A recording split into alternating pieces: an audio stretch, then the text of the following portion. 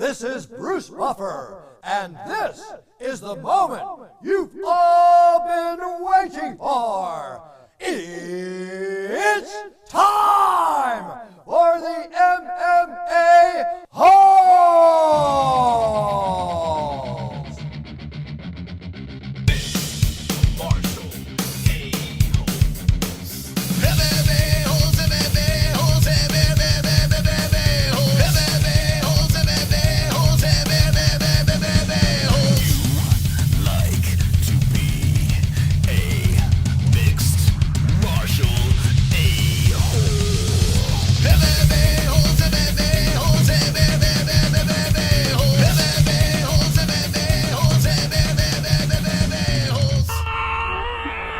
No way. From the Sanosi 3K studios of Arizona, Israel Adesanya wants to fight Alex Pereira for a fourth time. UFC Vegas 65 fight week. Tresean Gore live with the MMA-Holes.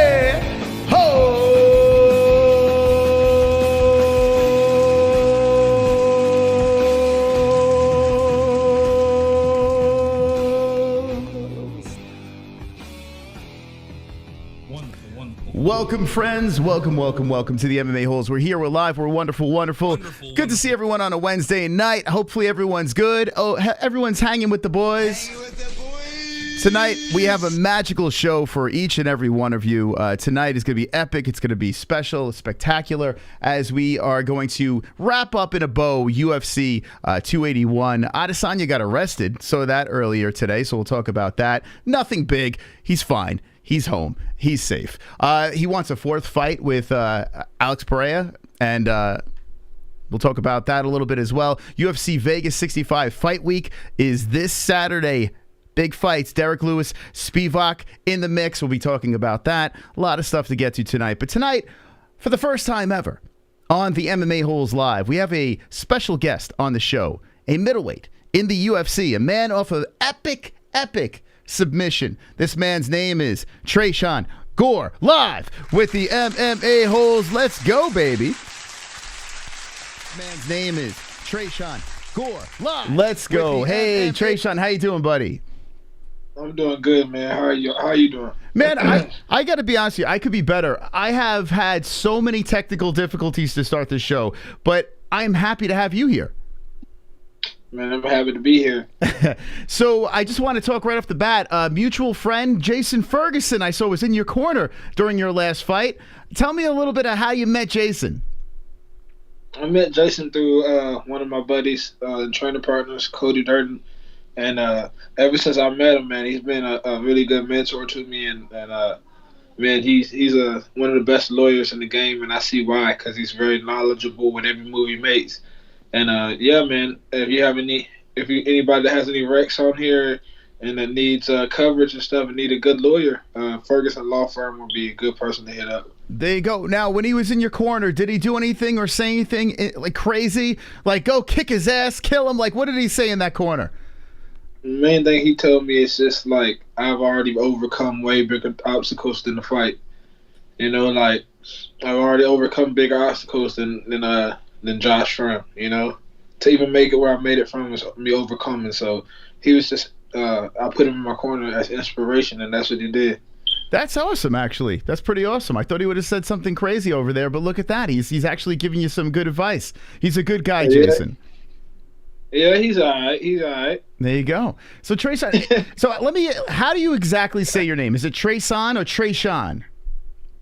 Tresean. Tresean. Okay, I want to make sure I say that correctly over here. I like that name over there. Now, where are you fighting out of? I fight out of American Top Team, Team Lima, but I also have a second gym home at Fortis MMA in Dallas, Texas. Very nice. And right now, are you taking off? You still in the gym training, or what's going on with your life right now? I'm in the gym, but I'm not in the gym as much as I'm not in the gym like a ton, because I just been enjoying my family and stuff. But I'm not gonna fight again until like mid-February, late February, maybe even March, because I just want to take time to improve my game and get better. So I'm I'm just enjoying family, enjoying the holidays for now because I've been working hard all year. I'm still working hard every day, but not fight camp training right now. Mm-hmm. There you go. So you're just enjoying life. And how does a UFC fighter like yourself enjoy life? You like to watch movies, TV shows? You like to watch other sports, or what's going on? I mean, I like to fish. I like to go fishing. That's my main forte. I like to just enjoy my family, be around my family. Make investments in my kennel. I own a kennel called EOTP Bully Kennels. I sell Frenchies, exotic Frenchies, and long hair Frenchies. So, and that's what I do in my meantime. I'm fishing, I'm enjoying my family, and I'm just working with these dogs that I got. The French Bulldog, correct? That's what it is, the French Bulldog? Is that the small, compact, like, bulldogs? Yeah, they're small. They're really, like, they look like some little pugs, They look kind of like pugs. But they're little small dogs. I love them, though. Oh, there we go. So, yes, my friend just bought one of these. Actually, it's pretty wild. So you breed these dogs, and I did notice that you did put a nice little thing about Rumble Johnson, who just passed away, and rest in peace to Rumble. He actually, didn't he breed the same dog? I'm not sure. I didn't really, look at his page too much, but he probably did. It's a pretty lucrative market right now. Yeah, so explain to me this. My friend that bought one of these dogs, he actually flew to Florida in order to get, the right dog. So there's things that go wrong with breeding, right? You have to make sure you know who you're buying these things from. Yeah, you have to, because some of them can have health issues and have horrible hips and pass it on to the puppies. You gotta know everything about the DNA. You have to know about what dogs to breed what dogs with. You have to keep them away from other dogs that don't have shots and stuff. It's a lot that comes with it. But I'm just trying to make the right moves for my family, or my son, my wife. Shit, man. I want to be great in this. I don't want to just be on the roster. Mm-hmm. I don't want to just be another fighter on the roster. I want to be somebody, and I'm going to. So, wow, you sound very focused. Actually, you're scaring the shit out of me. Am I supposed to be, I feel like you're going to jump through the stream and start beating me up. Is there... Nah, I'm just chilling. But I'm serious, though, man. I want to go do something big, and I just want to make a statement every fight. That's what I'm doing. This win that you had, what a win. You get the strangle. You choke him out. You get your first actual official UFC win, even though you've been in the Ultimate Fighter, and you kind of got that. But is it the same getting your first win inside the octagon official rather than inside the Ultimate Fighter? Is it different or is it the same? Honestly, it feels about the same because when I fought out the Ultimate Fighter in the finale and stuff, it was people there damn near the same amount of people it is that's in there now. A little more fans now, a good bit more fans now, but not a ton more. And I had the cameras in my face. It's kind of that same feeling. You got Dana sitting over there watching you fight. So it's really, if you want to be technical, I've already experienced fighting for the UFC. What 5 times now? Mm-hmm. If you want to include the Ultimate Fighter. So that was my third one right there, my third official one, and thank God we got out with the victory, man. We got out with the victory. Yeah, it's got to be a big weight lifted off your shoulders, right? Now you got that official win in the UFC, a finish on top of it, so you got to be riding really high. I noticed I went back to refresh my memory on the post-fight interview with Michael Bisping, and he puts the mic in front of your face, but before he does, I don't know, maybe I read this wrong, but was he a little bit disrespectful in what he said on the... he said something about sloppy submission. I didn't see that, but I thought that was vicious, to be honest. But how did you take that when Michael Bisping, with his one eye, told you made a sloppy submission? I mean, regardless, I respect the guy, but maybe he just... I think he knows I have that potential there to go be great in here, mm-hmm. And I think he just sides with his boy Darren Till. You know what I mean? I think being a Darren Till's a middleweight, he's not gonna give me my fair shot until I go and I bust these fucking heads and make him give me my fair shot. So at the end of the day, I respect him. He's a former champion. I look up to him. I always give him the utmost respect in the interviews. But one day I'll be fighting those guys like Till, and it's gonna be in a very, very near future. And man, I'm gonna be a lot greater than people expect me to be. Like, and I haven't even like really found myself yet as far as like putting my punches together and mixing my wrestling in. Like, I'm about to fucking evolve big time. So that's it. Ben, it seems like you have the mindset. You got the skills. You're still only 28 years old. And it's kind of wild. A guy like you who has 4-2 as a professional fighter and this much experience in the UFC, if you think about that, that's kind of wild that it really didn't take much time before you got into the big dance. So if you could rewind a little bit, how did you get into mixed martial arts? What got you into this? I'm 5-2 now. But I guess what really got me into it is, I don't know. Like, I really can't just like give you like a firm answer on that. Like, I just like got a strange obsession with martial arts. When I was around like 9 or 10, and I used to like ask my mom. I used to beg her to put me in karate. I didn't have any older males like forcing fighting on me. I just had this urge and sensation to just go and like start training in combat. And my grandma would be calling me crazy because I'd be walking around shadow boxing in the house, throwing punches in the air, and I could hear her talking to my mama. That boy in there fighting the air again, and like she had no idea that like I had dreams of fighting and being somebody in this, and I don't know. I guess fighting just kind of naturally came on me because maybe both my parents are fighters. My father's a fighter, been in the streets his whole life, and so is my mother. There you go. So, and by the way, I noticed Tapology, they got to fix up your page over here. They're saying you're 4-2. Should I call someone up? Should I ruffle some feathers over here? Like, what's going on with these guys? I don't know, but I'm 5-2 now. That's what the UFC announces me as. And at the end of the day, like, that's what I am. I'm 5-2, and that's just it. I feel like you have like a chip on your shoulder. I feel like you've come from some rough times over here. You said your father was fighting in the streets. So, I mean, tell me about that childhood here. Was it difficult? I mean, the family, how many brothers and sisters did you have, and what was going on? And I got like 5, 6 brothers and sisters that I don't know on my father's side. My dad was just like a dope dealer, man. Like, he just was a dope dealer. I heard so many stories about him knocking people out in the streets and stuff. And that's just it, man. Nothing like special, nothing like Kimbo Slice level. My dad was just focus on him and trying to get money, and my mother was, fell into an addiction at a young age, crack cocaine, and my grandmother kind of stepped in and raised me, and that's it, man. Nothing crazy, I mean, that sounds pretty crazy to me. I mean, that's wild. So your grandmother must be a saint, right? She raises you, and you have to be like, how do you stay on a straight path? Like, you found the mixed martial arts, and that's what kept you on the street. Did you not want to follow into people's footsteps? Like, how did you follow in this road to a professional fighter? Well, to answer your question previously, like, I do kind of have a chip on my shoulders because I'm the only person in my family that's ever went out to go pursue a dream and to go be somebody and to go be champion of the world. I told my siblings and I've told myself for years before you've seen me and I was on this camera that I'm gonna be champion, I'm gonna be the best.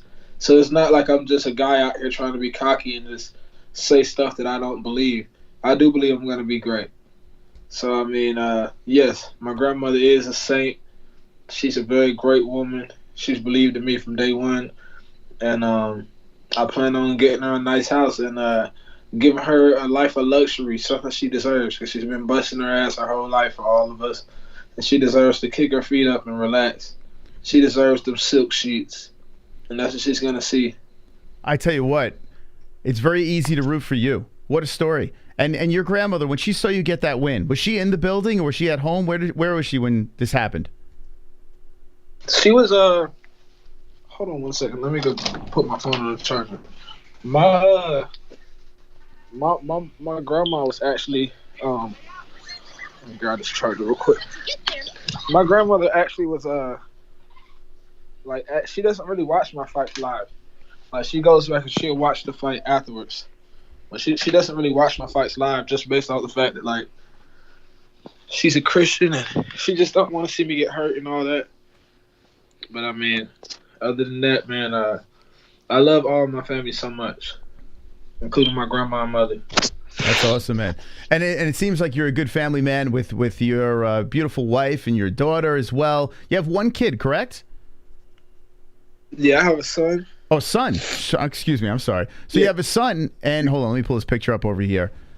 There we go. So you have a beautiful son, beautiful wife over here, a couple of beautiful dogs. Look at you. So, I mean, you have this core right here. Is this what you fight for? When you see this picture over here, is this everything that you fight for? It is that, and just having history remember me. Like, I'm not just trying to be another UFC middleweight that just entered the roster, and I'm not trying to be just some old man that said, "Oh yeah, you know, I used to fight in the UFC." I want to be that guy that has the belt to show. Okay, yeah, I entered this thing. I went through adversities, but I kept believing. I kept trusting in my Lord and Savior, and eventually I got there through my work ethic. So that's what I want to do. So now you get this win, and you got to be riding high. You said February is when you want to get back. Are you going to be like online calling out fighters, or are you just going to sit back, wait for the matchmakers to put something together for you?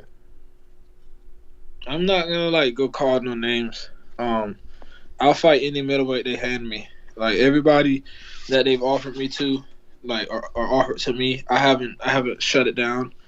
They offered me AJ Dobson. He turned me down. You know, maybe they had a bunch of things going on with his family. They offered me this other dude that's pretty good. He turned me down. I've had 3 or 4 people turn me down, and you know, the fights that did go through, you know, I didn't do the best in the last 2 before the one I won just now. But yeah, man, we'll just see what the near future brings. But I'm not gonna go call no names. I don't feel like I need to. I'm just let the UFC do their job and just, you know, send the contracts. Yeah, I mean, if you look at the guys, Brian Battle, who looks like he's a legit fighter over here, and Cody Brundage. I mean, you look at the 2 guys you lost to, it's not like you're losing to bad fighters. You've lost to 2 guys that are actual prospects in the league. So what do you mean, to be honest, though, man, I'm better than them dudes. I just, made mistakes. Like, the first fight with Brian Battle, my simple mistake was not being busy enough. Like, if I just would have, been busy from the opening bell and actually implemented my grappling, I would have easily won. Then my fight with Cody Brundage, I'm in his face trying to throw more, and I'm overcompensating. I'm throwing so much stuff that I'm leaving myself wide open. I'm throwing a kick over and over again, missing it, and the guy timed me. But I was the favorite in both fights for a reason. Even though I had, significantly less fights than them, I still feel like I'm the better fighter. But they were the better man that night, and hats off to them. They got me. They got me really early in my career, and shit. All I could do is just bounce back and look at the future now. Are you going to be like Kill Bill, Revenge Tour, avenge your losses down the road? I would love to fight. I would love to fight them again. I told Cody when I was fighting his boy, I was like, bro, after I beat your boy, because I do believe I'm gonna beat him. And I told him right in front of his trainer, the dude that fought right after me. What's that guy that fought? Just Dustin Jacoby. I told him, and I told him, I was like, hey, bro, I want my rematch after I beat your boy. You know, I respect you. I respect Dustin. Dustin, you're a legend. You fought Alex Pereira, and he's fighting for the title, yada, yada, yada. I was very respectful, shook their hands. And I was like, and Dustin was like, oh, don't look past Josh, because he's a killer. I was like, I know, but I'm a killer too. And I'm ready. And, you know, but respect to y'all. And I shook their hands and I walked off. But yeah, I've already called Cody out. I would love to fight him again. And, you know, as far as battle, I would love to fight him again too. But I respect him, though. That's my boy. I respect him on the Ultimate Fighter real heavily, and I still do. I see in the chat, Crenshaw Cruz says Gore is way better than Battle. So there are people that truly believe that you are the better fighter when it comes to both of you guys. Shit, I do believe I'm better, man. But hey, he freaking just worked a little more. He threw more stuff at me, and I was just looking for the big shot. I wanted a big punch on him. I was just wanting that one punch ender. and I tried to force it. And he was just in there just throwing punches at me. And even though they weren't that effective, they were points. And he would tap my leg. And even though it wasn't extremely effective, it was a point. So, I mean, the fight could have went either way, but he won.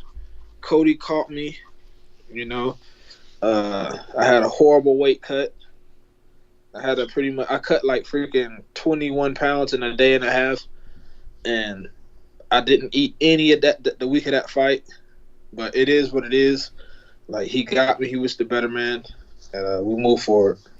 Tell me about The Ultimate Fighter. What is it like? So you get the call to live in this house with a bunch of crazy people, Volkanovski and Ortega, the coaches. What is it like in there? Is it like a frat party going on? Is it weird living with people that you got to eventually fight? Like, what is the dynamic in that house?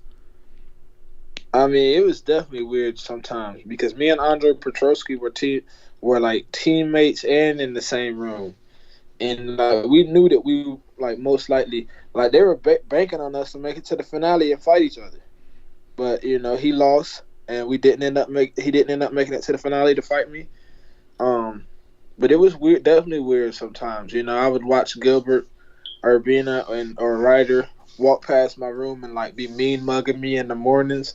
I'm laying my ass in bed. They mean mugging me. I'm like, let me get my ass up, man, and go do something. Because it's like, that shit is like, it's war in there. You know you're going to fight. You can't call your family. You can't listen to music. You can't sing music that's copyrighted. You can't freaking You can't look at actually TV. You can't sing the words to songs? They tell you not to do that? Yeah, they tell us not to do it. I was still singing because I love to sing sometimes, but I mean, they just wouldn't let us do it. They wouldn't even let us step out the front door. So it's like we couldn't really do much on there. And it was still cool, though. Everybody there was pretty humble.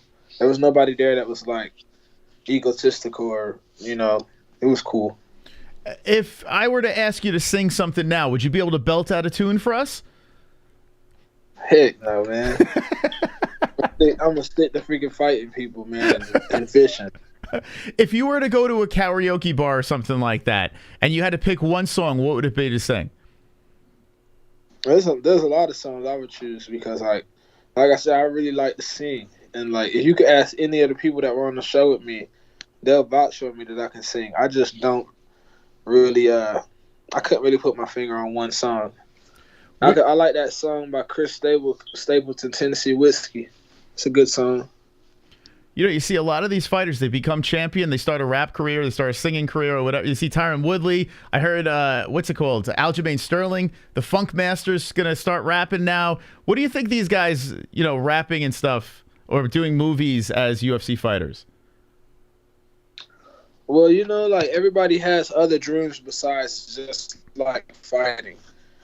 Like, you know, like my dream, one of my dreams is to be like a motivational speaker after I have a successful career in this. You know, like one of my mentors, one of the people I really look up to a lot is Ray Lewis. Like, I look up to how he carried his team and motivated everybody and how he just like it's the man he is. He took his life and turned it into like a straight motivational movie, you know, and I would like to do the same thing. So I feel like Funk Master and maybe as kids they wanted to be rappers. Mm-hmm. And now they got the opportunity to do that. They're doing that. The platform of the UFC, I notice a lot of fighters really take advantage of it, and then some other fighters just complain about whether they're not making enough money or the UFC is not pushing them enough. Where do you stand? Like, are you going to use the platform to grow your brand? Do you want the UFC to push you? Like, what do you think about how the UFC treats the fighters? I think they've been pushing me since I got off the show. Like, cause like they I don't know. Like, I think Dana likes me. I respect him too, and I like him too. Like, everything. Even after my last fight, he invited me backstage, and I gave him a hug and stuff, and talked to him a little bit. So I mean, like, I don't know, man. I don't know how to answer that question. I think they push certain fighters, and some fighters they just don't really like. Mm-hmm. Like people that are dry, that don't really have a personality. Me, I just try to go out there and be myself every time and not give people a fake persona. I think that's what's so likable about you. When you talk, it's pure. There's no shtick. It's from the heart, but you do have a little bit of a chip on your shoulder, which gets people excited. So I think it's a perfect blend, you know? Yeah, hell yeah, man. Like, what? I mean, shit. People expect me not to have a chip on my. If I didn't have a chip on my shoulder, and if I didn't have any self belief in myself, I would still be my ass in the ghetto. You know what I mean? Like this self belief and believing I'm gonna be great one day and be champion of the world is what elevated me to where I'm at today. So forget what people say. They may not like my confidence, but hell, how you gonna be mad at me for wanting to buy my grandma a mansion one day when she sacrificed everything for us? How you gonna be mad at me for wanting to pay off my son's college tuition? How you gonna be mad at me?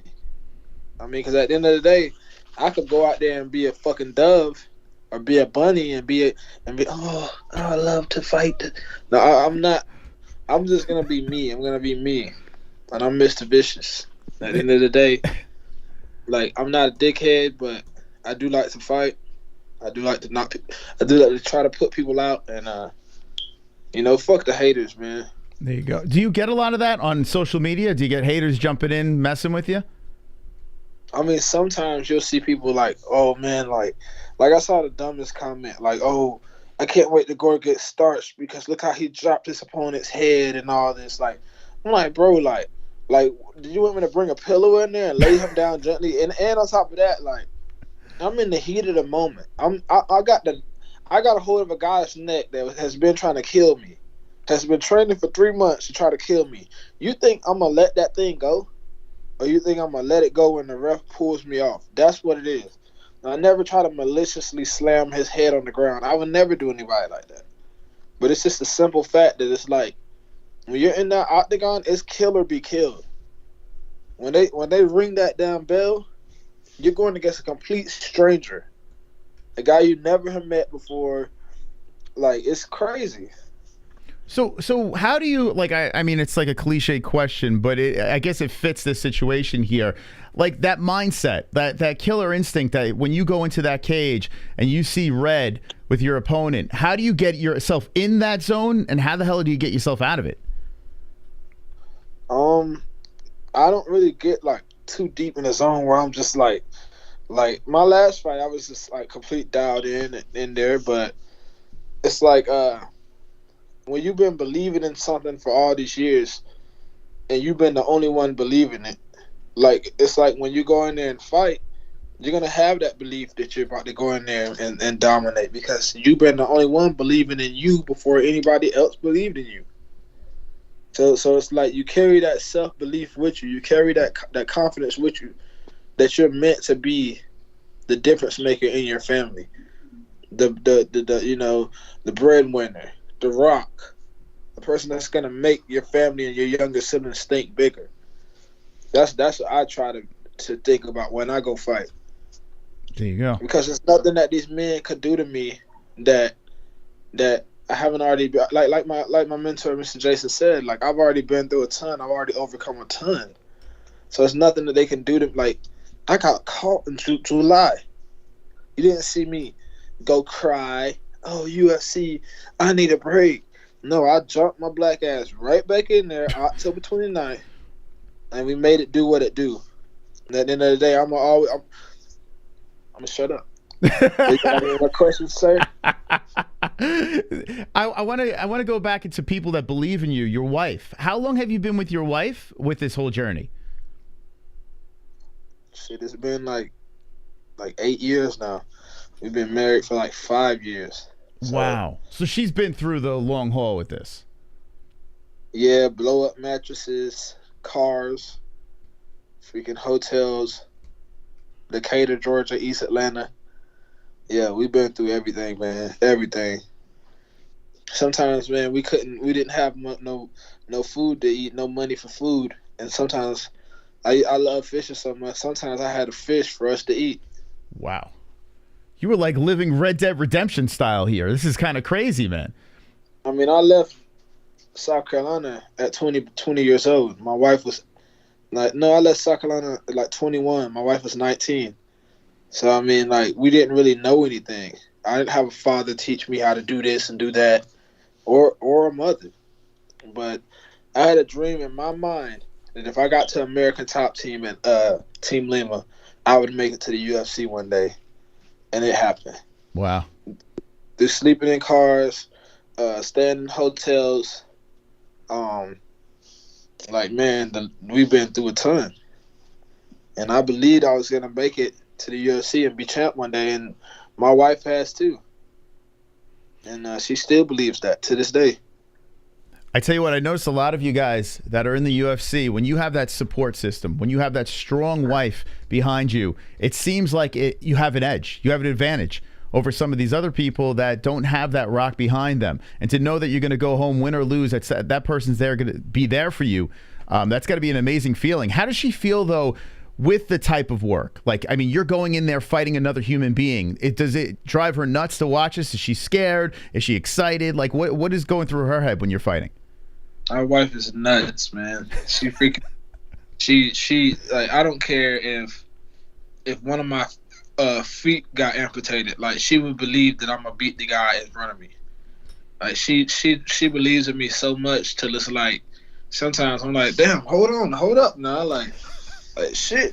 Like, she just believes I'll beat any man on the face of the planet, and I believe God placed our relationship together, and you know, like, I truly believe I have the potential to evolve my skills to be the most elite athlete in my division.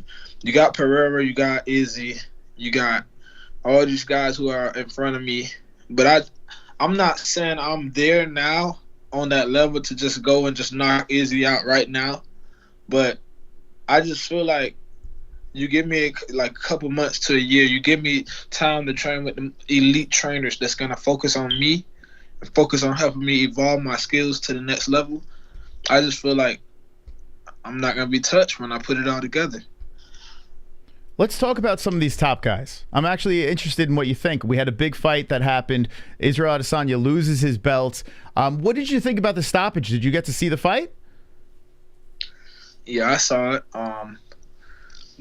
Pereira's like one of those guys that's like the last boss that you have to fight in Mortal Kombat, or he's like that guy that the freaking from Fight Night, Isaac Frost. Like, you can't let Isaac Frost hit you. You can't let him. Can't let him land a punch, or he's gonna hurt you. And that's what happened to IZZY. Like, the thing with Alex is, like, he carries power every round. So you could be dancing off in the decision and dominating him, and he'll just come out of nowhere with a left hook or a flying knee and catch you. And I believe I have the potential and skills to be that same type of fighter. You know, like, just devastating. But even so, like, but yeah, I think that IZZY was piecing him up early. And he looked damn good too. Like, you could tell he prepared to roll the left hook and everything. He looked damn good in there. But Alex came in there and landed his signature punch, that left hook. And he likes to jab the chest. Like, he'll jab the chest with his lead hand to, like, get the person focused on, like, the jab, and then he'll come around with a hook. And that's how he lands his hook. I was surprised. IZZY got caught a couple of times, and his chin was solid. Like, he hung in there. He did mention that he hurt his leg early in the fight with a leg kick or something. I thought it was from a check. But regardless, IZZY was still winning. He was winning that fight. And it's just a shame that outcome happens in the 5th round. Did you think the stoppage was good or bad? What do you think? It was a good stoppage. He was out on his feet.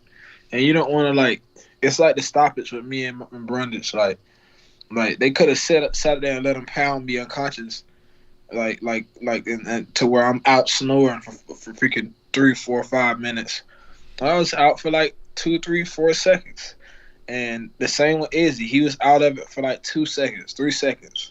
Mm-hmm. But if they would have let it go on and let him, like, get beat down to where he's, like, unconscious snoring for 5 minutes, then you got a critical, you know, a concussion. You got a bad concussion that you might not recover from.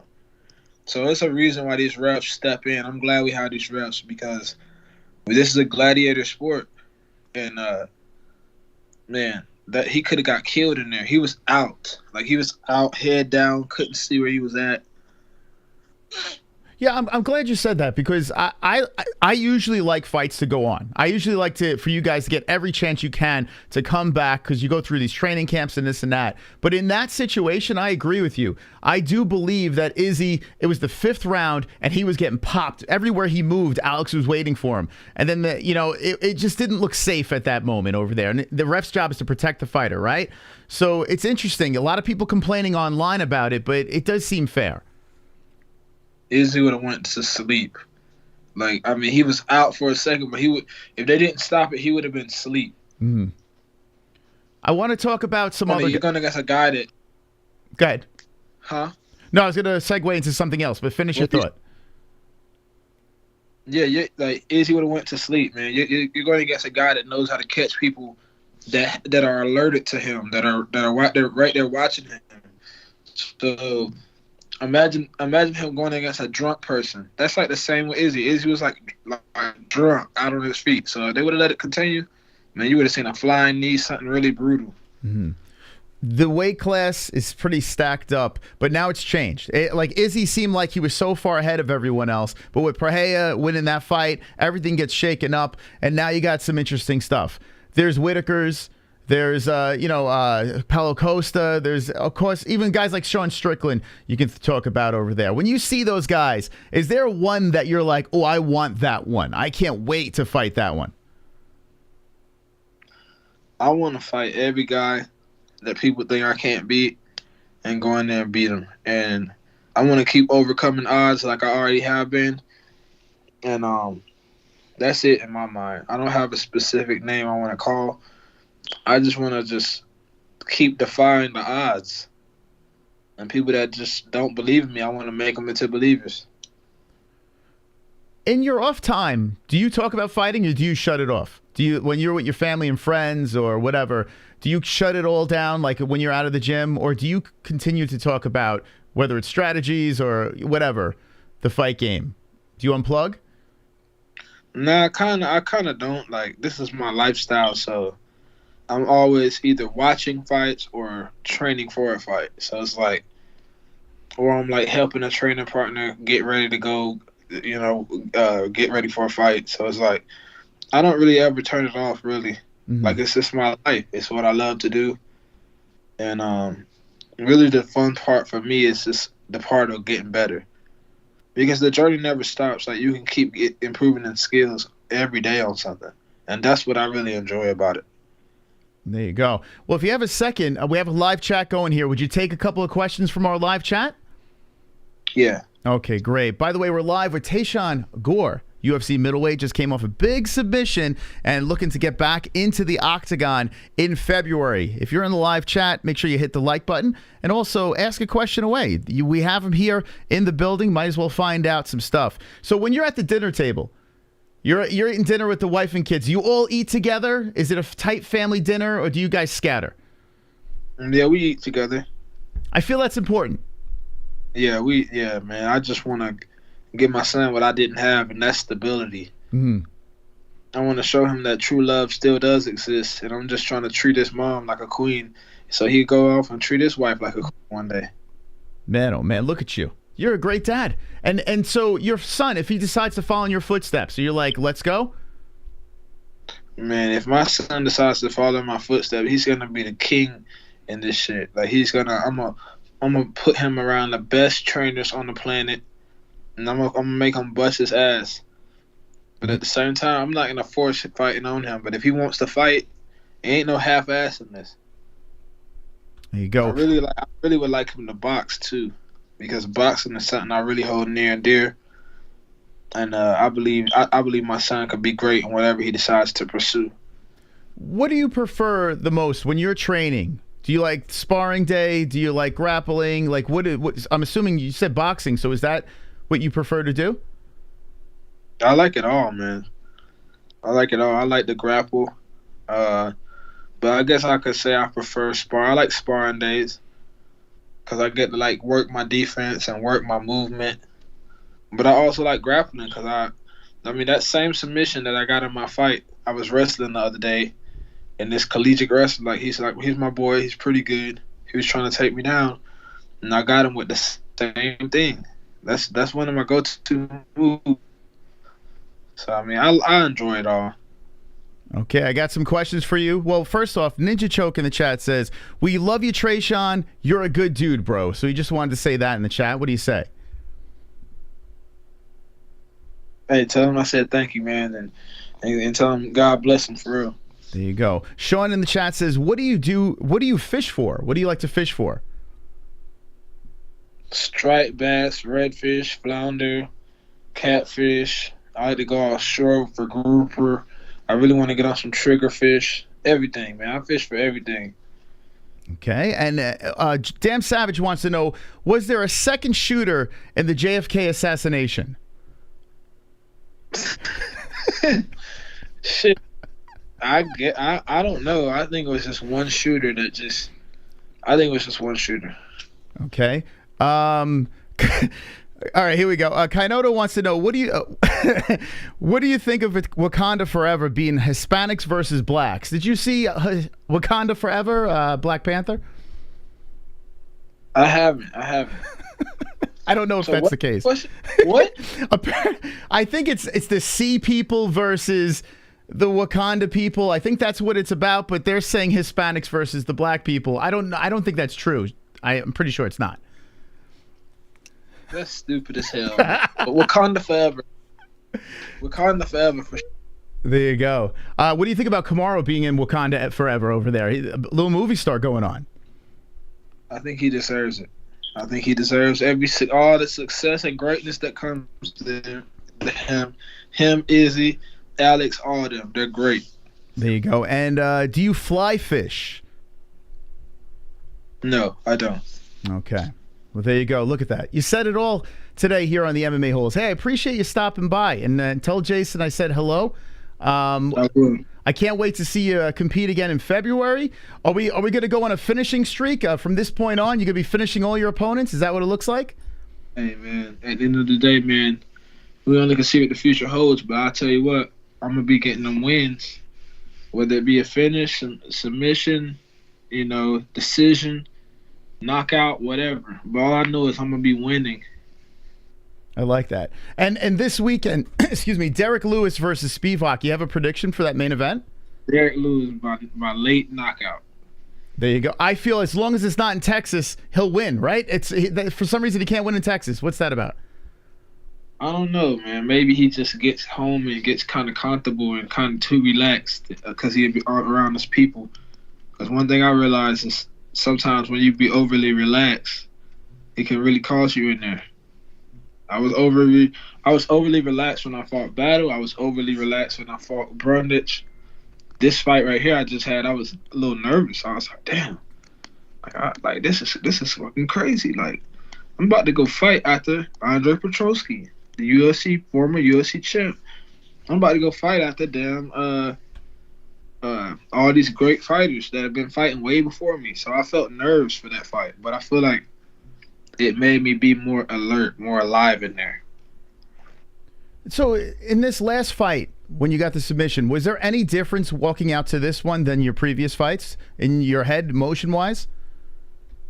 I mean, the last other fights, I was looking at the camera, enjoying the moment. This fight, I'm like, man, fuck this. Let's go and get out here. I'm ready to get to work. It wasn't just looking around, looking at the camera, talking. Like, I didn't want to talk. I just wanted to get in there, feel this guy's energy and what he was trying to do to me, and make him pay. And that's what I did. There you go. And one more question I'm going to ask you from the chats from Little Seal. He says, advice for staying motivated to those that don't have anything to fight for like you. Man, you have to, when you don't have motivation, you got to find that motivation in something that you do. Everybody has a talent, everybody has a gift, and everybody has something they enjoy doing. So do what you love doing. Follow your passions in life. Don't give all your time to a 9-to-5 that you hate. Don't try to be somebody in something that makes other people happy and not yourself. So I say follow your passions in life, put God first, and freaking keep a smile on your face even when you feel like dying. Because at the end of and also speak positivity into a negative hole. When your life feels like a negative hole, speak life into it. I'm down right now, but it ain't gonna stay like this. I'm gonna be great. You got to speak that stuff, and it comes to life. Love it. Wow. Look at that. That was pretty powerful, man. Hey, I appreciate you stopping by. I'm a big fan, and can't wait to see you fighting again, okay? Dude, you're awesome, man. Thank you for having me on your show. You guys have been running for a long time, and I respect everything you and your wife are doing. And I don't want nothing for you guys but success, man. Nothing but success, skyrocket. Give my boy some more follows, more likes. Put them up to 1 million followers, 1 million subscribers. Let's go. I love it. Let's go. Tresean Gore, baby. Thank you very much. Appreciate it. Can't wait to speak to you again, okay? Have a great night. Hey, you too, man. You too. Thank you.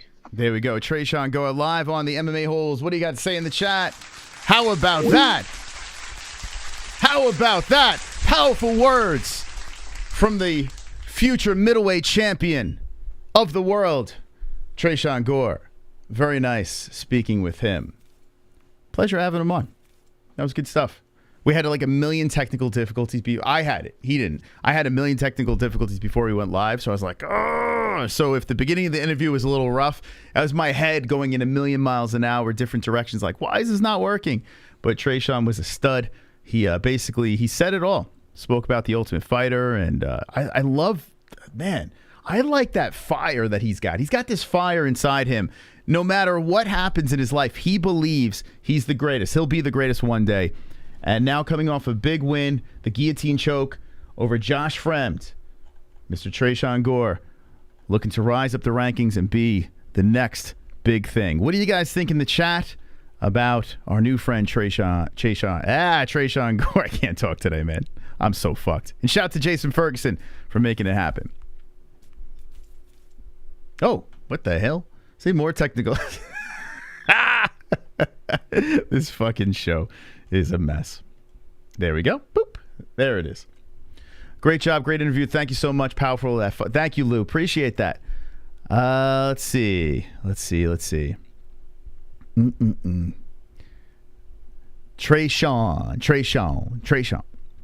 Ellie Bean, pull the plug. It's crazy. Today is, I don't know what is going on. You ever have those days where you just can't get a thought out of your head? Like, it's so weird. I couldn't get, even the opening, when I did the opening to the show, I was just all over the place. I was like, what the fuck am I even saying? I couldn't even get the intro out. I was like, what's happening? What's happening? MMA-Holes are showing us the side to fighters we didn't know existed. Great stud. Thank you, Lil Seal. Appreciate it. I mean, listen, I hope you learned something from him that you haven't heard in another interview. I try to listen to a couple of other interviews here and there, and I want to vomit because I can't listen to them. It's just the same questions, and sometimes I fall into the trap of asking too many MMA questions, so I want to find out about other things. But guys like Tresean's different because he breathes this stuff, right? The sport of the UFC, mixed martial arts, that's all he is, right? So to try to get those other sides out of him, it's going to be tricky, but he was good, man. He led us into the other sides. Amazing interview, brother. Tresean has the mindset of Deion Sanders and Ray Lewis. He's one to watch. Dude, I almost lost it when he said the Darren Till thing. Yeah, I almost lost it. I was like, oh my God, he wants to kill Darren Till. And I love every minute of that. Let's see what else we got here. Thank you, Dustin Diamond. Appreciate that. Loving these interviews lately so much, Moss. Keep up. Thank you. Appreciate that. I want to get Matt Frivola on next. Next week, we're, what's it called? By the way, yeah, shout out to Jason Ferguson. So if you don't know who Jason Ferguson is, he's kind of behind the scenes guy. He's a lawyer that is very friendly with Christine Ferreira and Felony Charles Bennett and Tresean. He was in his corner. It was actually cool, man. Like the post-fight interview gave Jason a nice shout out. So it's pretty good. Why are you spamming, bro? Like, what are you doing? What are you spamming for? No need for that. Then say it once. I'll see it. Thanks for reminding me it Wednesday. There should be a maximum weight limit inside the cage as well. Mr. Pibb, extra, what's your deal? Is he Tony Ferguson's alter ego? No, he's not. Let's see. It's kind of interesting what he said about the Izzy stop too. He said it was a good stop. You know, there's been a big debate, but majority of our community thinks it was a good stop as well. I think it too, and I'm one of those guys that like to see fights go longer. But it's interesting what Tresean said about, you know, he was done. Like when you see fighters in that situation, he was kind of like almost out on his feet the way he was getting battered around. There are times where fighters are defending themselves enough in a way where you know they're not dead yet. You know what I'm saying? Izzy was there. Like he was there. So that was a solid stop. So it was good to see him back that up. How you doing, baby boy? It's a bad stop. Izzy was still breathing. Yeah. All right, let's play a quick break, and then let's talk about Israel Adesanya getting arrested in JFK Airport. We'll talk about UFC Vegas 65. We got plenty of show left. So we're going to take this break, and we will be right back. Stand by. Go get some popcorn, a drink, use the restroom, or actually use these promo codes. We'll see you in a sec.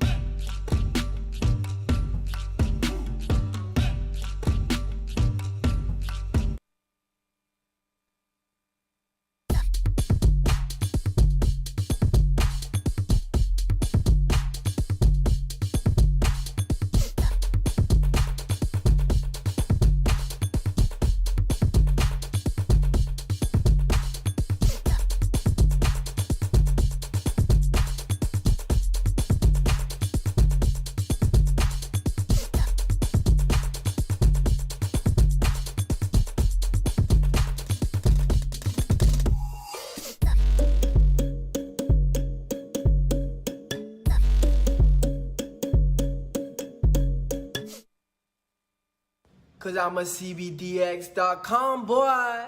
We sell legal, Delta ATHC.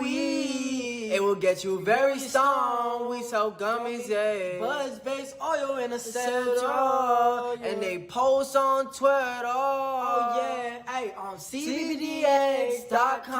You better get with them. You're gonna get real high. You're gonna get that tree. You're gonna get real down loud from the island boys. You're gonna get all down. And so from the ground, you be smoking bud, you be smoking trees. We a different breed. You smoking green and purple, and then you create a hurt, yeah. You better get with CBDX.com, cause we some CBDX.com boys. You better tap in on the website, Island Boys, right now.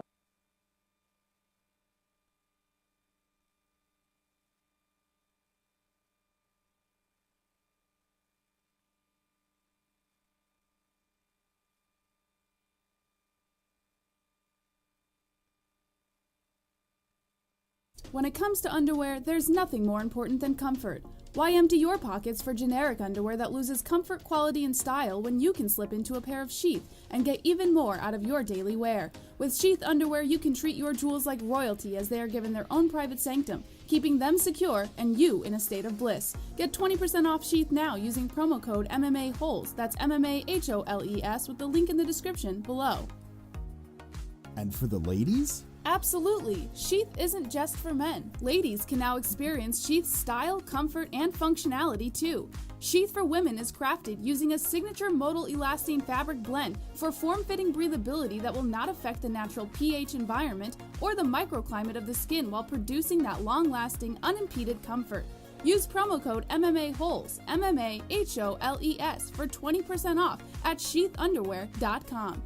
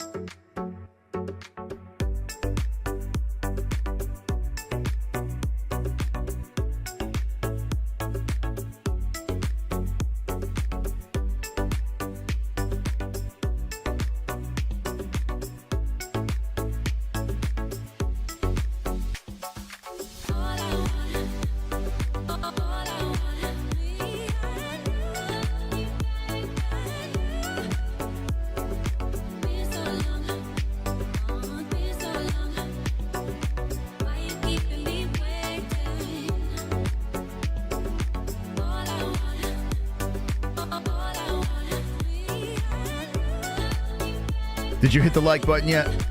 If you didn't hit that like button, well, I just don't know what to do with you anymore. Bash it up, baby. Thank you to our sponsors. Wonderful. Thank you, sponsors. Thank you. Thank you very much. I got a D-Rest shirt on right now. Shout out to D-Rest. I'm wearing, I put the shirt on. Anytime I wear it, I like when D-Rest sends shirts. I'll wear it. I'll put it on here, throw it on the show some respect. The guy donates a ton of money, so why wouldn't I not put this shirt on? It fits nicely on my tits. Fits good.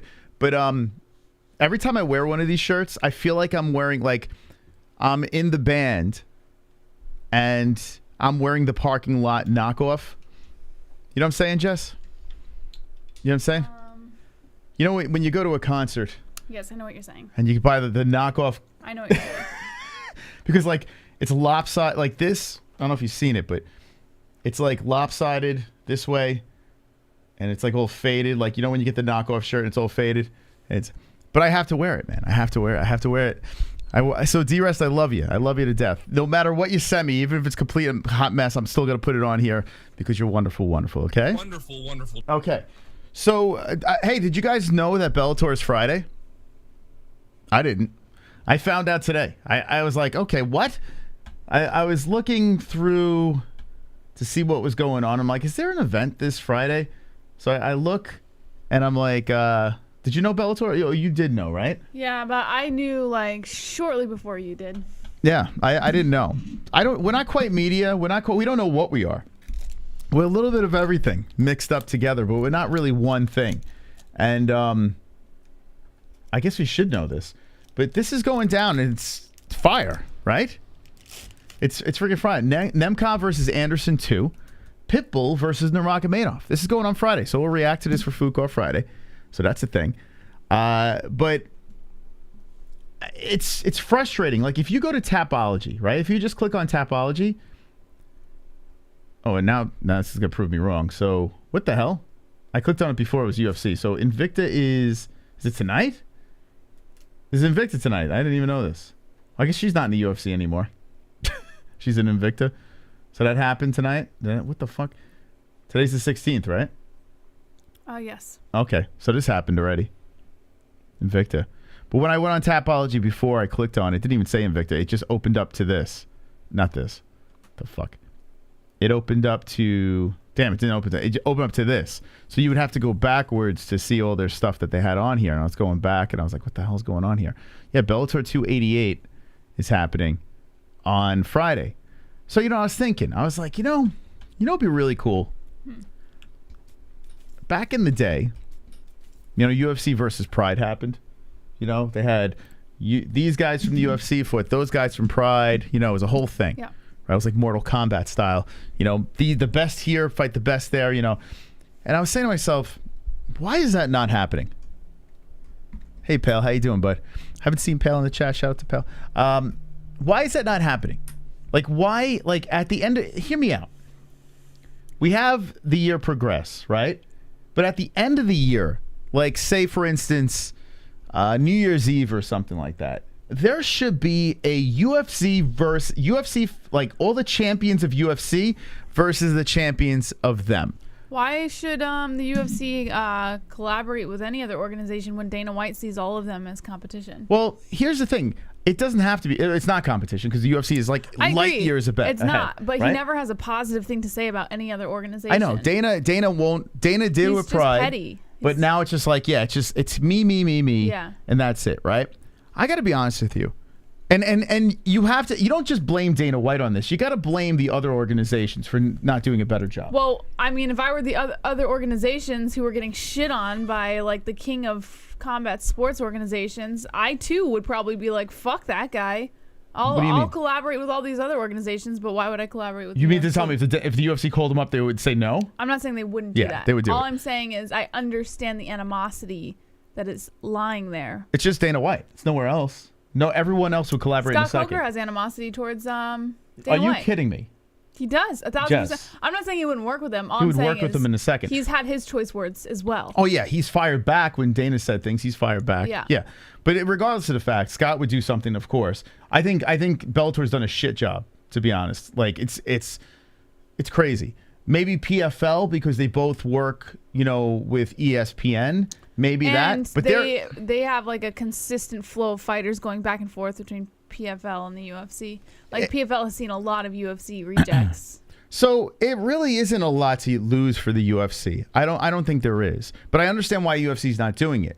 But it is very selfish. Well, maybe it right? has to do with their contract with ESPN Plus. Perhaps ESPN Plus, in a clause in their contract, maybe there's something that says that they can't collaborate with other organizations. When Conor McGregor said, "I'm fighting Floyd Mayweather," collaboration. Trust me, really no matter what. Yeah, but no matter what. Yes, there was. Yes, the UFC collaborated with Money Mayweather. With the whole TMT. Yeah, they collaborated. For what? Dana White was involved. He was actually involved in it. But it wasn't the UFC who was putting on the show. It all comes down to the UFC, what they want to do. The reason, I think you're missing this. The reason why the UFC is not doing it is because they don't have to, right? They want to be the one-trick pony, that's it. Not the one-trick pony, the all-in-one exclusive organization. And I was thinking about like baseball or football, like you have the AFC versus the NFC, the best teams in the AFC play the best teams in the NFC, the tournament, bang, Super Bowl. And I was like, fuck, man. I think inevitably there's going to be another organization that's going to be enough where the UFC like, okay, I'll play. But right now UFC's so far ahead of everything else that it's not happening. And I feel like it's not good. I feel like the mixed martial arts would be so much better if the UFC at the end of the year, right? So say, for instance, you have all your champs in your divisions, weight classes, right? And then New Year's Eve, your champs versus their champs. A mega Super Bowl of MMA. Now, chances are the UFC will just dominate, whether it's ONE FC, Bellator, whatever it is. But you will have your other upsets. It will happen. And the UFC probably doesn't want to see that. But you will. That's a possibility. Could you imagine, though, if you had that? Like you had all year, you're paying, whatever you're paying for the UFC, and then at the end of the year, you have that massive event. And I mean, why are we not getting that? But I don't know. I feel like there's more to the picture that we don't know about. Like behind closed doors, I feel like there's probably more. It's UFC. I mean, it's obvious. It's not. I understand what you're saying. Yeah. Listen, I'm just trying to give like an alternative opinion. I honestly think that there's probably more to the story. It's easy to be like, oh, it's just the UFC. It is, which it probably is, but I think that there's more reasons as to why they can't do it or why they won't do it. Lil D says USADA, maybe the testing would be an issue. You'd have to have, like, in order for fighters to compete against UFC fighters, they would have to be tested same regulations as USADA. Right? I mean, it wouldn't be right if these guys are under USADA with this strict testing, and then you're fighting Joe Schmo from whatever that's roided up. You can't do that. So that could be an issue. Yeah, that could be something. But I feel like it would make it so much better if you think about it. Like every week, the UFC is saying that we're breaking all the records. The gate this, the gate that, blah blah blah. Never pay-per-view records. Those right? Apparently, pay-per-views don't care anymore. Like, why even charge? Why do we have pay-per-views? If you're not talking about the pay-per-view numbers you used to, now we don't disclose any of those numbers because they're trash. So if that motto is not working anymore, there has to be. I wonder if it has like hurt them more than aid them with releasing those numbers, and that's why they just suddenly stopped. They stopped because the numbers are bad. Like they're. I mean, when they were still releasing them, they were dipping. There was no mega shows anymore. Ever since Conor did his whole thing and Khabib left, everything kind of dipped. So pay-per-view numbers haven't been good. 281, 280, not good. It tanked. And when it comes to pay-per-view numbers, now you're talking whatever sponsorships and selling out the arenas and this and that. Yeah, at the gate they probably made a lot of money. Yeah, you're probably making a ton of money off of that stuff. But yeah, pay-per-views I don't think is really doing great for them. It just sucks because, like, I was thinking about today, I was like, could you imagine, like, we have all year long, we're going to find out the top fighters and then a fucking Super Bowl. Think about it. The UFC versus ONE FC. Yeah, the UFC versus happen. Bellator. When Strikeforce is around, you had a better shot of that happening. Pride, of course. But could you imagine, though? That would be something else. You get rid of the pay-per-view. You find some other way. A streaming platform, you pay one price, you get all the events, right? You got this meta shit coming out. You could hit people over the head for that dumb shit as well. Like, you have all these ways you could monetize their product. It's there. It's good. They got a good product. So find a way to monetize those products. And then at the end of the year, there should be one pay-per-view. And it should be the Super Bowl. The UFC versus Super Bowl. And everyone would pay. Because, you know, you're not getting hit over the head the entire year. Yeah. I was thinking about this in the shower today. I was like, man, that would be so good. Imagine that. Like champ versus champ. If your champ is injured or can't compete for whatever reason, you go number one contender in the division. You get your best guy in each division, or gal, fighting the best person, and every single fight is champ versus champ. I mean, I couldn't imagine. Like that, I mean, we're talking super pay-per-view buys. Everyone would want to see it. But like I said, there's got to be a reason they're not doing it. I know. Let me know in the chat. I know this is like a fantasy talk over here. But I would love to see. Would you like to see something like that? Can we just, you know, dream? Damn Savage says no, not a good idea. Why is that not a good idea? I don't understand why anyone would want to see that. Oh, because UFC fighters might lose? I mean, majority of the UFC fight, they'll win. It's probably going to be lopsided. But still, you still have those crazy underdogs that people could be betting like crazy over. Let's see. I'm okay with the amount of fights we have right now, says Joe. Yeah, I don't mind it with diluted fights, and I don't care as long as we have fights, right? Dana would never split the profits for one. It's one event. But that's why it wouldn't happen. That's not why it's a bad idea. He did. I want to know why you think it's a bad idea. He did with Floyd. Money's money. Doesn't matter if you're splitting or not. If you're making a fucking fortune, or if it's a Super Bowl, think about this. What do you think the NFL makes off the Super Bowl? Millions, billions. I mean, we're talking stupid money. If the UFC needs another player, though. They need another. There has to be another promotion that fucking steps it up. You know? Think about it. The end of the year, an MMA Super Bowl. You know? Think about it. It'd be wild. It would be absolutely wild. We're talking massive money. Splitting, schmitting. It doesn't matter. Everyone's making money. You know, everyone's going to profit from something like that. But you do need another organization to step their game up. Bellator is not it right now. They're terrible. Because what if the UFC loses all their fights and the UFC looks weak? See, like Sonosi says one, that's what I'm thinking. That makes sense. An international organization. The U.S. versus, what is it, in Japan one? I always forget. Is it China or Japan? Is it China? It's Japan, though, I think, if I'm not mistaken. I could be wrong. Was that Ryzen? UFC number 10 guy beats Bellator champ. Let's be honest, the best fighters already fight in the UFC except Mighty Mouse. Yeah, so that's what we say. But there are people that watch these other organizations that disagree. You know? But that is a good point that Savage brings up. Like, what happens if all of the UFC champs lose during this event? And it kind of like negates that like vibe and that aura that the UFC gives off about being the best. It's fine. It's fine because if they lose, if you think about it, every year there's new champs anyway. I mean, how many years do you see all the weight classes the same champs? The point is like fighters are urging to get into the UFC. They're not urging to get into Bellator. You know, like that's second. Doesn't matter. So what happens?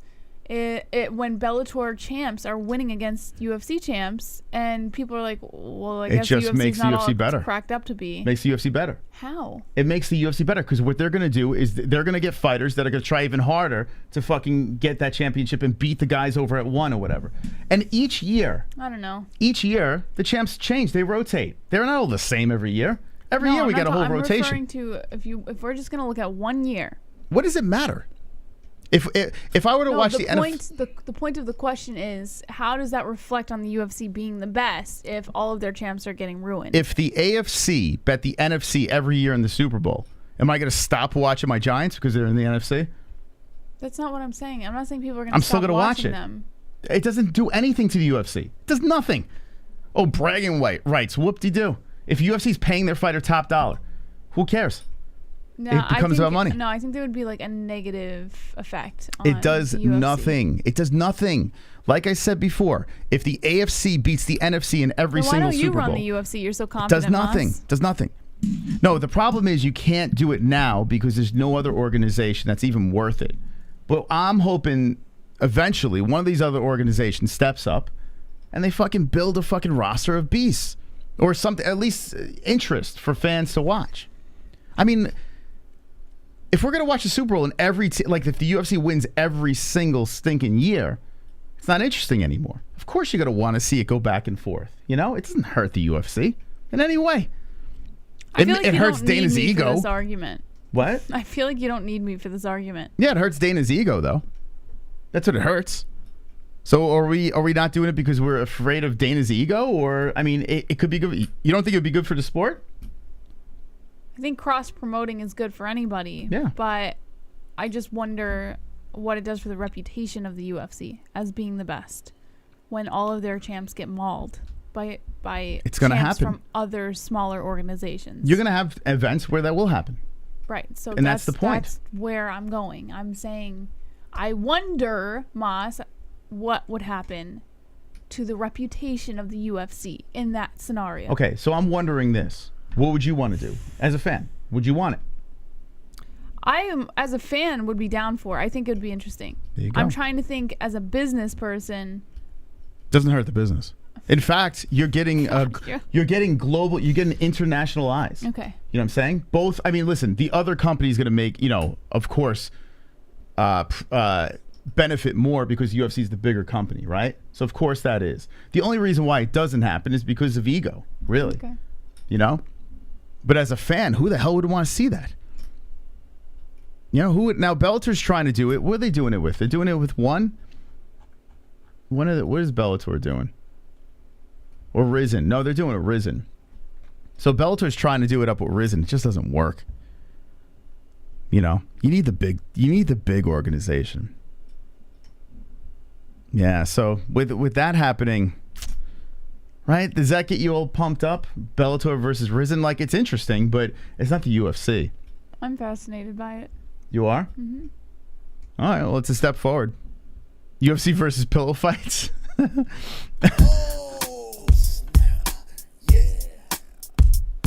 Come on, get loud, MMA-Holes in the crowd. Come on, get loud, MMA-Holes in the crowd. Got MMA-Holes in the crowd. MMA-Holes in the crowd. MMA-Holes in the crowd. D-Rest. The MMA-Holes going 80K and beyond. 80K. Listen, what do you think, Jess? I tell you what. I think your chat needs to be fixed. Is this stuck? It's doing that thing again right here where it's got that little blue arrow. Jess, today has been a night of just fails with my stream. I don't understand. Hold on, let's see. Refresh? There we go. That's really strange. All right. Was it frozen on all the scenes? I don't know. I just noticed it on that one. What did D-Rest say there? I threw me off. Heading on to 80K. Something about oh yeah. Heading on to 80K. I think at the end of next year we'll hit 100K. I think you might be right. I honestly believe that. Like I was thinking, the way we are going right now, like at the beginning of the year was rough. It was a rough patch. The COVID, all the crazy shit was going on. It was rough. It was rough. But I truly believe the way we're growing right now, 70K in 6 years. Okay, we were doing 10K a year. That's what was happening. But this year was 20, right? So I think next year, I think it's a real push. I mean, I think it's a possibility. I agree. I really do. 100K by the end of 2020. Is that even a possibility? Can that happen over here? What do you think in the chat? Do I finish the back? By the end of next year? Thank you, Nicole Wilson. Thank you, member for 28 months. Let's go. Let's go, champ. Wait, why are you out of the picture? Hold on a second. There we go. Thank you. Pale Monkey, member for, yes. All right, good. Say what Pale Monkey is. He's a member. For how months? How many months? 31 months. 31 months. Let's go. We got D-Rest gifting a double champ membership. Who gets the double champ membership from D-Rest? Who got that in the chat? Thank you, D-Rest. Who got the membership? I don't know. Let me know in the chat if that. Wonderful. If that is you. King Sonosi. Don't know if you know the history, but back when Pride was the big dog, They were perfectly fine with placing fighters there. Also press X for doubt for contract since late 2000s they haven't had the guts. Best be seen is that one FC trade. How goes my song? I should have it done by Friday. Should be up Friday. Should be up. He's been working on that thing for like Fuko since Friday. You want it pretty much. Yeah, I just gotta get the vocals in. The music's made. I just gotta get the vocals in. A lot of dopey vocals coming in hot. But yeah, Friday that should be ready. Nigga choke loving the boobies. Come on. What?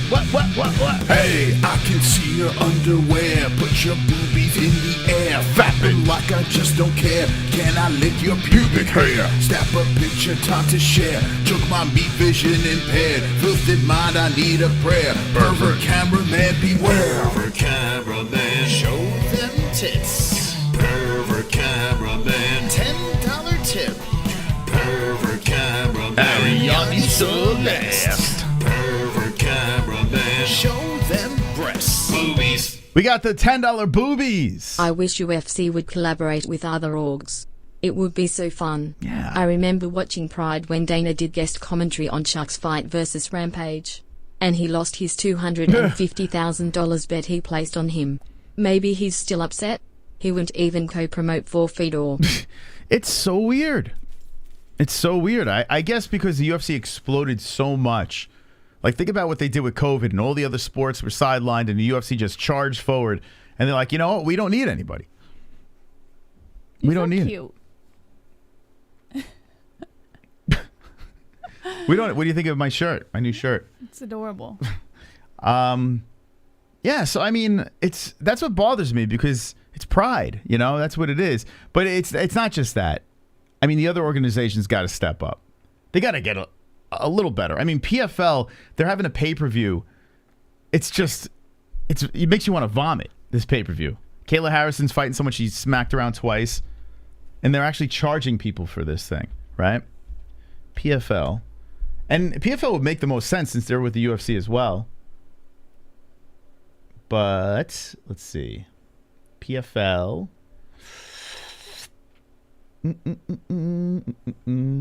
Championships. So it's 11/25. Whoa. Very cool. What's it, next week? Yeah, it's like the day after Thanksgiving. Oh my God. It's Black Friday. I tell you, I don't want to watch it, to be honest with you. Like, Aspen Ladd's on it. She's making her debut. Look at this fucking main card. Look at this thing. Julia Budd, back on the card. Oh my God. So it's... Wait, Julia Budd's fighting Aspen Ladd? Yeah.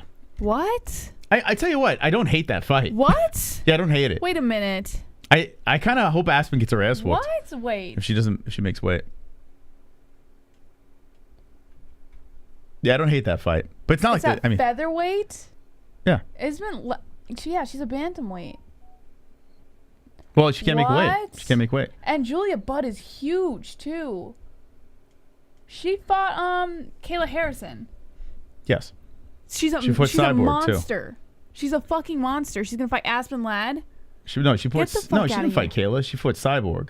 Oh, Cyborg. Oh yeah, you're right. It was Cyborg. Yeah, she fought. Regardless, like, what are we doing? Chris Cyborg. This is like a massacre waiting to happen. But she lost to Jenna Fabian. This girl with barely any fights. Oh my God, this is not a good matchup. But I mean, I don't hate them.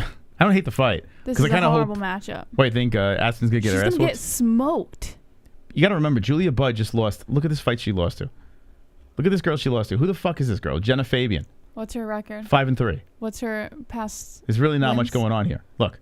She's a knockout artist. She's a fucking been can. knocked out twice though. Once by Kayla Harrison. Yeah, she's a can. Come on, get the fuck out of here with that shit. This girl's a can.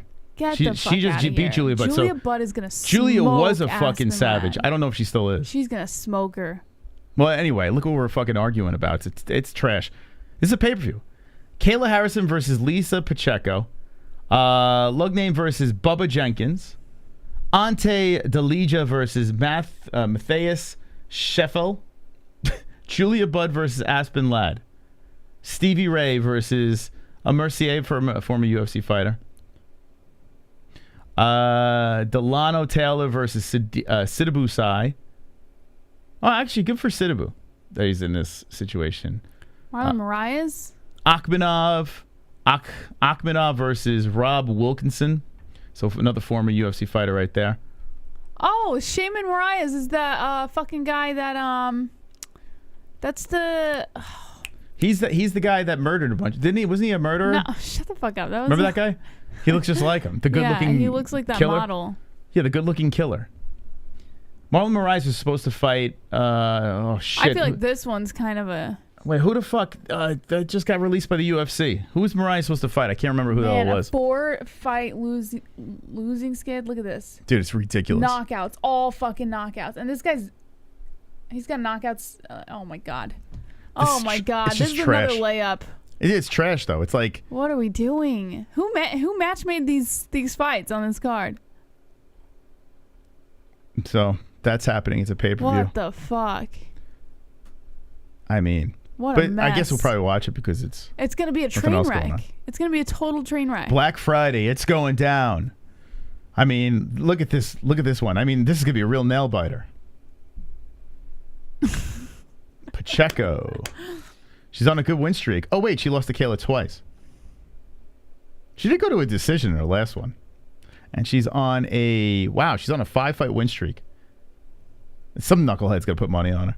I mean, how are we gonna get? I don't know about this, Moss. I don't know if I can get through this one. I'm falling asleep looking at the card. This is horrible.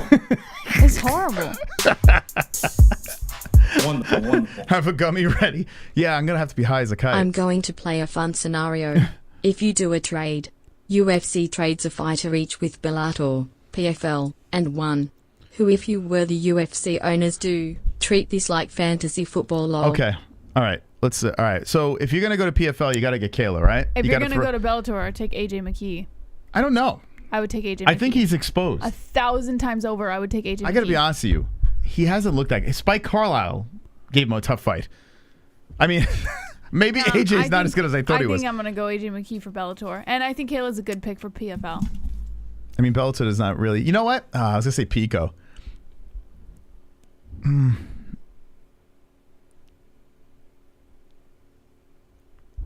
All right. So who are you gonna trade for Kayla? Give away Nunes. No, I'm just kidding. Nunes for Kayla Harrison. That just defeats the whole purpose. No. Who does it have to Here's be the problem, another though. female fighter, right? Here's the problem if you get Kayla. Kayla's fighting at 155. She would have to cut to 145, and the UFC doesn't even have a 145 division. Well, I'm sure the UFC would make accommodations if Kayla ever joined. Well, I mean, I don't want that again. They did that for Cyborg. Like, I don't want that. I can't make but a it trade. might be the start of something new. There's no such thing as a trade with PFL. This is the wasteland for ex-UFC fighters. Yeah, that's what I was saying before. I said that they took a lot of UFC rejects. Yeah, can't do that. The only one is I'm getting Mighty Mouse back. From one? Yeah, I'm gonna trade Henry Cejudo for Mighty one. Mouse. What's his name? Eddie Alvarez is over at 1 too. No, he's a free agent. Oh, is he now? Yeah. I'm gonna trade back Mighty Mouse. I'm gonna trade Aljamain Sterling for Mighty Mouse. Is that a fair trade?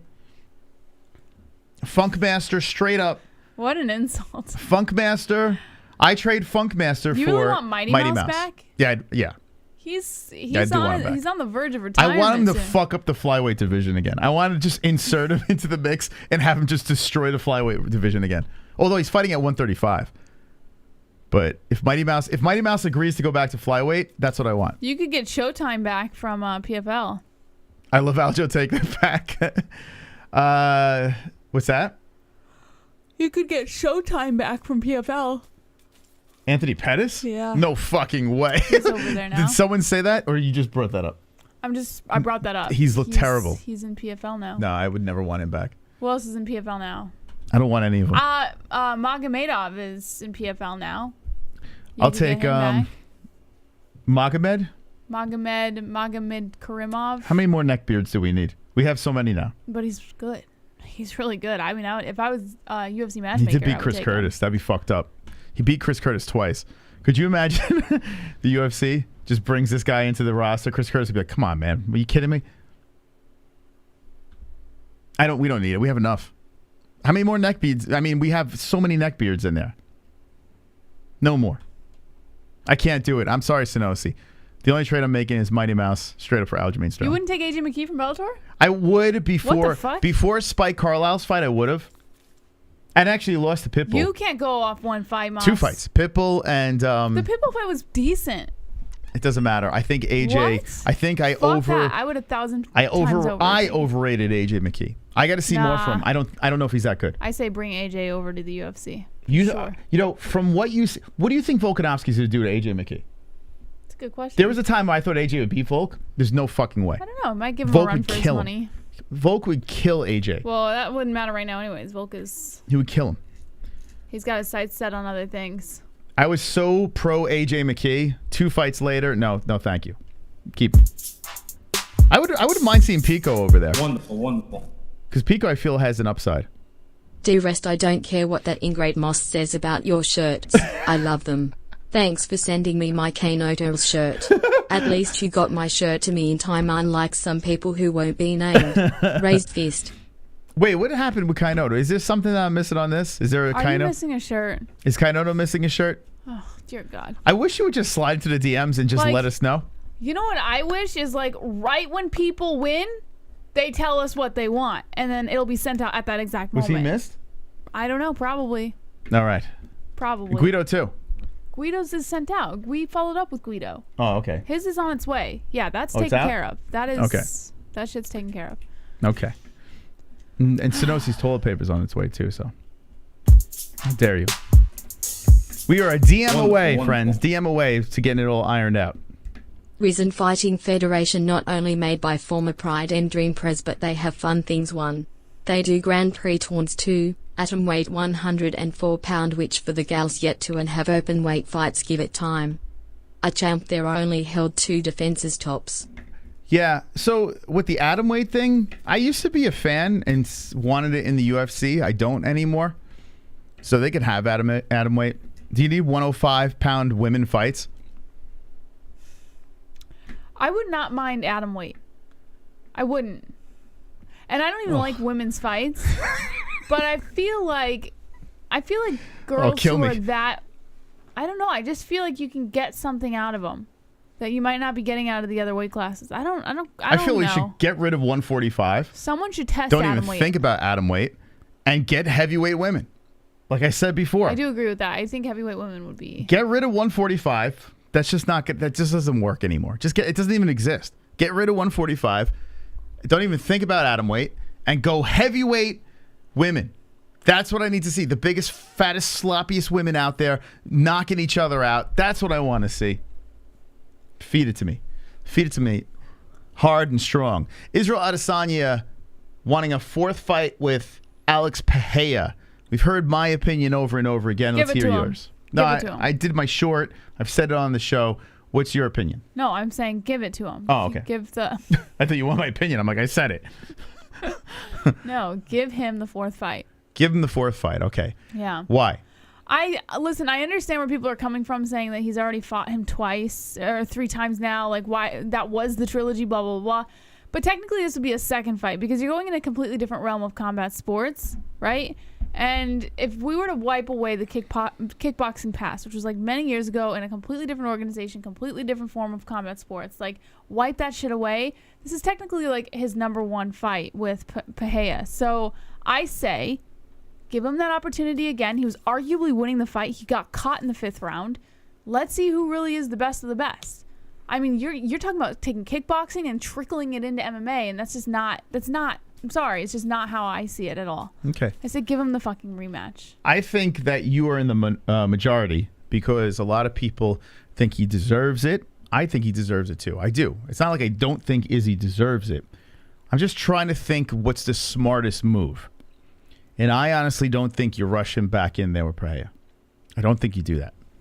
I think Izzy he made a name for himself already. Okay, he's getting the big bucks. He's signed the big contract. So Izzy's already getting bank. He's making money.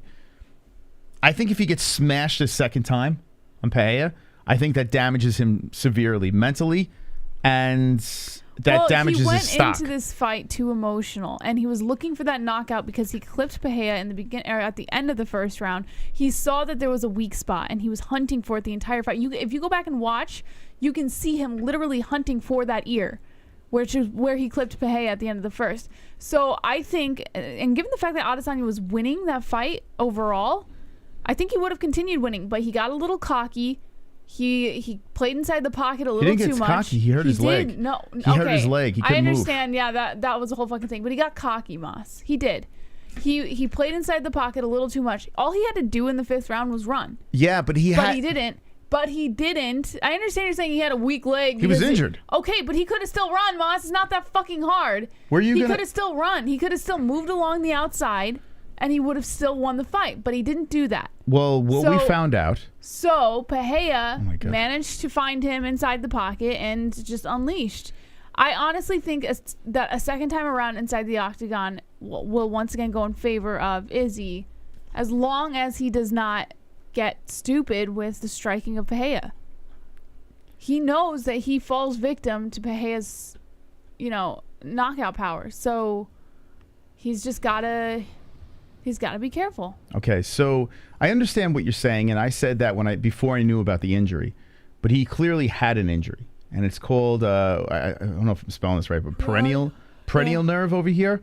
And apparently this is like the symptoms of perennial nerve damage or whatever, okay? Can you read them off? Decreased sensation, numbness, or tingling in the top of the foot or the outer part of the upper or lower leg.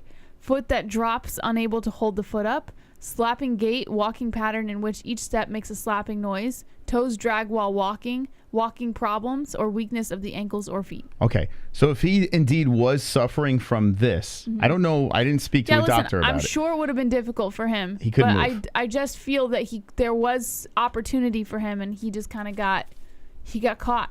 He got caught in the range, and it was over for him. So that's what I'm saying. Like, I thought exactly what Jess said before I heard about the injury, and now it makes sense.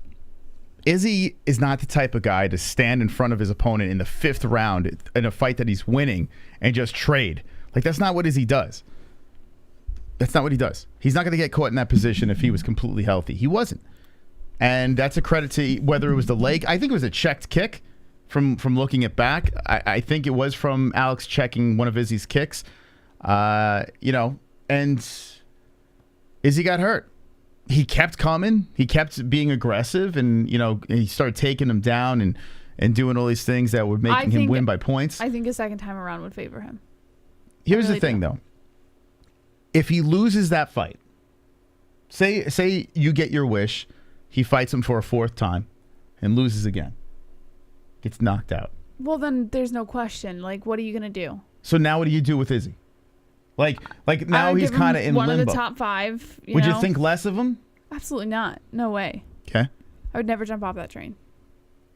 What about Izzy's mental state? Like, now he's on a 2-fight losing streak. It's a little concerning because not only would he have gotten knocked out, but he got knocked out by a guy who had left already a mental and emotional impression on him in the past. So yeah, that would be concerning for sure. But I mean, what are you gonna do? If you want to be the best, you have to fight the best. I understand. But I also think, like you said before, it's a business. And I think that Izzy, if he wants to protect his brand, he gets in against a loudmouth, I throw a show on Strickland, or gets in against another guy that he's going to get a solid guaranteed win and be like, okay, Pereira, I'm coming. Yeah. And then maybe Pereira might not be even sitting there. Maybe he gets his wish and Costa or Whitaker, whoever wins that fight, somehow knocks off Alex. I'm not saying it's a guaranteed lock that Whitaker goes in there and finishes Alex. I don't think he will. I think Alex would destroy him. But I got to be honest with you. I think I was watching an interview with Whitaker. He was doing like a media thing with Volkanovski. And Whitaker was he's like, that's a big man. He goes, Izzy looked big against me. Could you imagine what Pereira would look against me, right? So, Whitaker is but he says it's time to become an all-American wrestler. Like, he's like, he was saying jokes like that. Whitaker's grappling is top-notch. Like, he can grapple. We've seen him do it before. Like, he not only is a very solid striker, but he's a good grappler as well. So what Whitaker's going to do. He's going to fucking grapple that dude.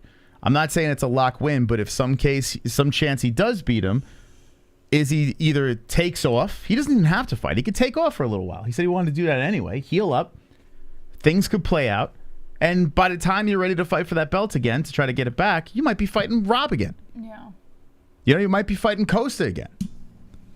Which is not lock guarantees anyway, because you don't know. After a loss, you never know. A fighter may never be the same after a certain loss, mentally. So nothing is guaranteed. I don't think you should run it back because honestly, I feel like it's just going to damage Izzy more if he loses. There's more to risk than to reward. I think, at least. I know champions on the line, championship belts on the line, but I think you might want to take a step back. If you love Izzy, maybe not throw him. I don't understand how you could love a fighter so much you want to throw him right into the wood chipper again. It's because you Makes no believe in sense. that fighter. It has nothing to do with throwing him back into the fire. I honestly think, like personally, as someone who's like probably the biggest Izzy fan you'll ever meet, I would Is it throw him belief right or back delusion? in there because I believe in him. I believe he was winning that fight, and I believe that if he approaches it appropriately in that 5th round, that he could win. I do believe it. So I would throw him in immediately because I believe he would win. He lost 3 times to the guy. You're talking about 2 fights in kickboxing many years ago. He lost it's not even 3 in question. He lost times. 1 fight inside the octagon. He got finished. 1 fight. He got finished. He was winning the whole fight overall. Doesn't matter. Before he got clipped. So yeah, 1,000% I would throw him in again. 1,000%. All right. So that's the interesting thing about, diehard fans. You are willing to see your guy die. That's what it comes down to. He's not going to die. And that's what it comes down to. It has nothing to do with wanting to see your guy die. You believe in him enough to win the second time around. I'm so glad I'm not an Izzy fan, because if I was an Izzy fan and I saw all this craziness, all this crazy talk, I would be like, why do you want our guy to die? I don't understand. Let someone else do the dirty work. Maybe he'll retire. What is he, 37? You're just trying to get under people's skin. No, I'm actually trying to be logical. Like, it's easy to be logical. If you were trying to be logical, then you would try and understand where I'm coming from. Oh, no, but I understand. You're not. You just keep saying you want to see him die. That's not Let trying me put to you be this logical. way. I'm a Conor fan. I think, like, he lost to Dustin 2 times in a row. So I'm like, yeah, throw him back in, get the rematch, blah, blah, blah. In the back of my head, I know, realistically, he's going to fucking lose. And that's the difference between you and me. If Conor was to fight Khabib again, do you think I think he's going to beat Khabib? No. But I'm going to fucking talk shit. Some fans think their fighter will genuinely win if they go back in there. And you lost 3 times. 1 time inside the octagon, 2 times in kickboxing years ago. Not the same thing. Not even close to the same thing. And some were arguing that he even won the first fight overall. And It's that delusion. the judges went in favor of Pereira as a robbery. I like your passion. I like the fact. No, you're just not willing to hear other people's sides. I am listening. You're not. I am. You're calling it delusion. That's not you listening. Well, no, it is delusion. Delusional people In don't your understand opinion. that they're being delusional. Oh my But it's God. okay. I am the voice of reason over here, MMA fans. And if you're an Izzy fan, you want to see him die once again for a 4th time in a row, Yeah, have at you're it. just poking. That's I all will you're bet doing. on Pereira once again and make money off of crying Izzy fans. That's what I would do. I don't understand. I don't get it. But have faith. Have faith. He'll win the 4th. Wonderful, wonderful. Don't you guys sometimes shit on people for making excuses for why a fighter lost, taking away from the winner? Moss, you went off on me for doing it. I like Alex, but he's not elite and he will lose to the next grappler. Alex is a disaster for Izzy Lewis. I agree. I don't know what the hell he's saying, though. What was the rest of you saying there? I agree with the last part, but I don't know. Well, of course, yeah, a grappler would be a problem. Although he is going to, I'm sure with Glover in his corner, he's going to have ways to stop takedowns and he'll be able to get back up to the feet. But what was he saying before? I don't even know what the hell he was saying before that. Can you figure it out? He was talking about how like we've lit people on fire before for like taking away from the winner, and by saying, oh well, he just lost because this happened, or he just lost because that happened, he would normally win. And I'm like saying, oh, Izzy just lost because he got caught inside. He was winning the whole fight. He just got caught, And like I'm making excuses for him. And you're like, oh well, his leg.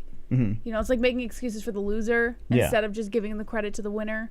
And we've like lit people on fire for doing that before, and now. Well, it depends we're on the doing it. situation.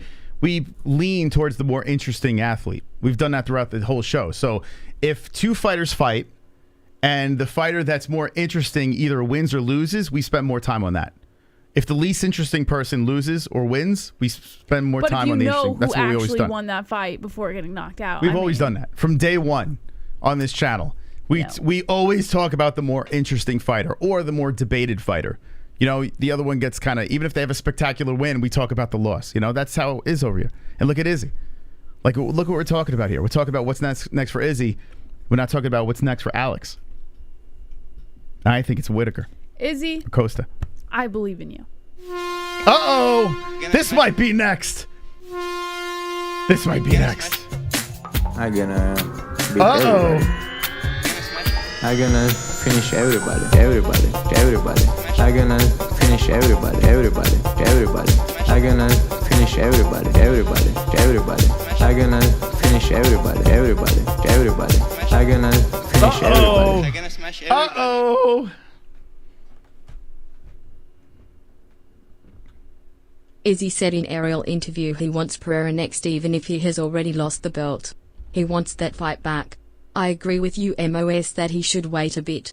Maybe he does but still wants that fight next. Yeah. What is he going to say? Think about it. What is he going to say? He's like, nah, I don't want to fight him again. He just lost his belt to him. So, of course, he's gonna always say, I want to fight. I want to get it back. I don't care. I want it back. Inside, is he thinking that? I don't know for sure. Maybe. But I'm pretty sure, any fighter would say that if they lost the belt. So look at this. Speaking of Hamzat Chimaev, I saw this before we went live. Good segue over here. Okay, here it goes. Hamzat Chimaev showing Alex getting his brown belts in jiu-jitsu. And Hamzat Chimaev follows it with a couple of emojis here. Face palms and 4 laughing emojis. Jess, what do you think about this? I mean, whatever. I thought it was pretty funny. You didn't think it's funny? Yeah, he's just laughing. Oh, jiu-jitsu, who cares? Like, they're just like, whatever, bro. With your stupid jiu-jitsu belts. I'm just going to grapple the shit out of you. I'm going to wrestle fuck you and beat you down. Like, that's his logic. You can get as many belts as you want. I'm going to run you over. It's funny, but at the same time, he's not even really in the picture. Would he beat Pereira? Probably. I think he would. Hamzat's just looking to get in the headlines. Like, yeah. I don't really give a fuck, honestly. It is pretty funny, though. It's a funny thing. I wish Hamzat was in play where we can say, okay, make the fight, but you can't. He's so fucking annoying. Why? Because he's going to beat him? So annoying. Like, he's so unoriginal. Like, everything about him is stolen and fake. And it just makes him annoying to me. Let me ask you this. With Izzy losing his belt, and say Pereira gets matched up somewhere else, and Izzy's kind of in limbo, he's already beat everyone at the top of They're not going to throw Hamzat middleweight. Would you be opposed to seeing Hamzat fight Izzy? I wouldn't have to be opposed because they're not going to throw him at Izzy. Okay, the UFC is not going to throw him at Izzy. Want me to paint the picture for you? You can try, but they're not going to do it. I'll paint the picture for you right now. Now, of course, Izzy and his team probably Izzy would be smart wouldn't take not that to take that fight. Yeah, you wouldn't take that fight. But if the UFC comes, I mean, they threw Nate Diaz and Hamzat together. They tried to make that shit happen. So the UFC is just ruthless. But they might completely. I mean, think about it. Is Izzy really a pay-per-view draw? The answer is no. Yes. No, he's not. Yes. Does he sell pay-per-views? No, he doesn't. His pay-per-views aren't through the roof. And I'm pretty sure the last event didn't do great on pay-per-views. Now, maybe it sold a lot of tickets in MSG, possible. But if you're not a pay-per-view draw, do you think the UFC really gives a shit? You have Robert Whittaker, he beat. Cannonier, he beat. Vittori, he beat. Brunson, he beat. Costa, he beat. Strickland's next. He's there. But if you look at the welterweights, Hamzat is number 3 in the welterweight rankings. Now, he can't make welterweight. If you think about it, you insert him into the middleweight division. I mean, he's top 10. You throw him right in there because he's 3 in welterweight, so probably somewhere in the top 10. Top 6. Izzy beat them all. So you either throw Strickland I think you're reaching. Or Hamzat. Strickland or Hamzat. Strickland would be a good tune-up fight for Izzy. That's what I was saying. That's what I'm saying. I think it's a little bit of a disrespect to Izzy to give him Strickland, but So give him Hamzat. Why not? Yeah, it's not going to happen. Now, if Izzy's the champ, I don't think Hamzat. I don't think he earns a title shot, Hamzat, then. But if you look at the state of the middleweight division and how Izzy beat everyone, some 2 times.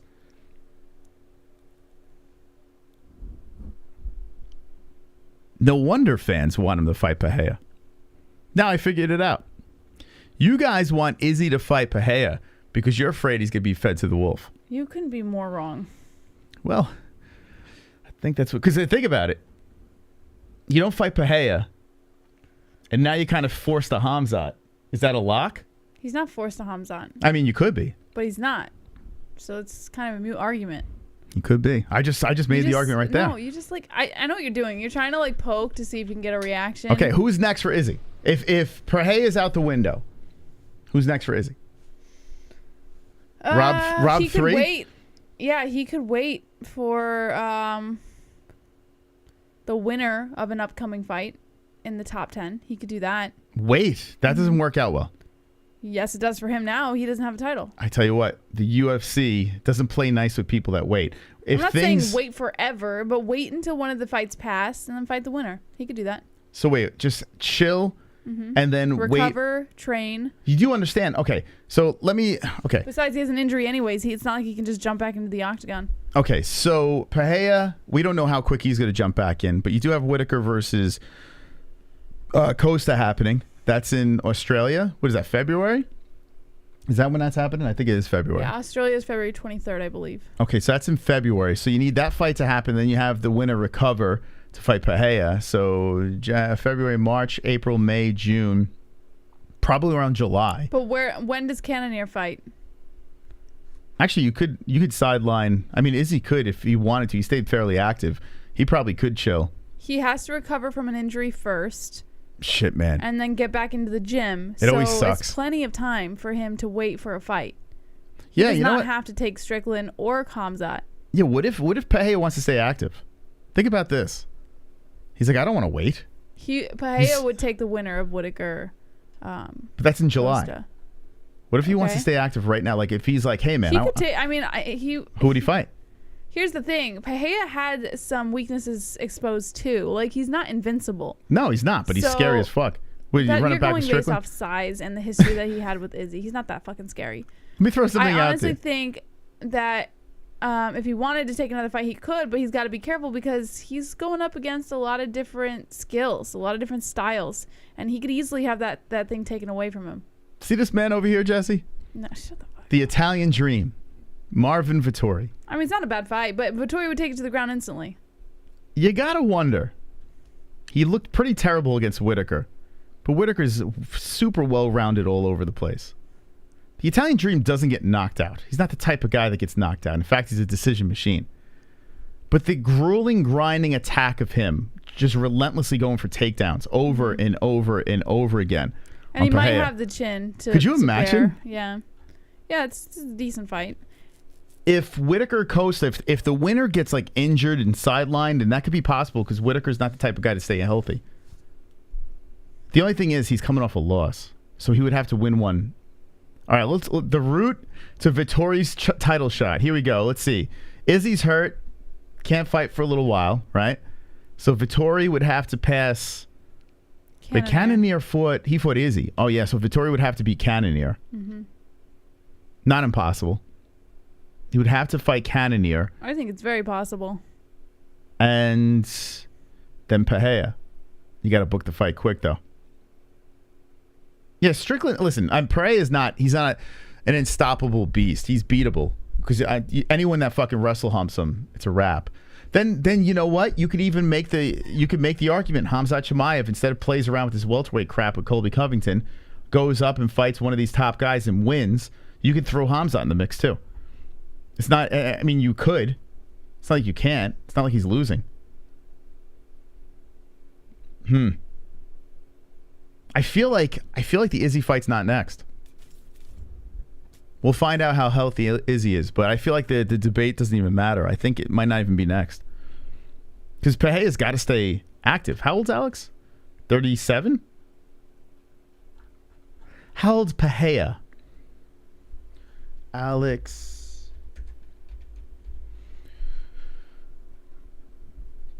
Potato Pereira. He is... Oh, he's 35. Why did I think 37? Izzy's what, 33? 32? How old is Izzy? 32. He's 32? All right, so Pereira is 35. What do you give him, 2 or 3 years?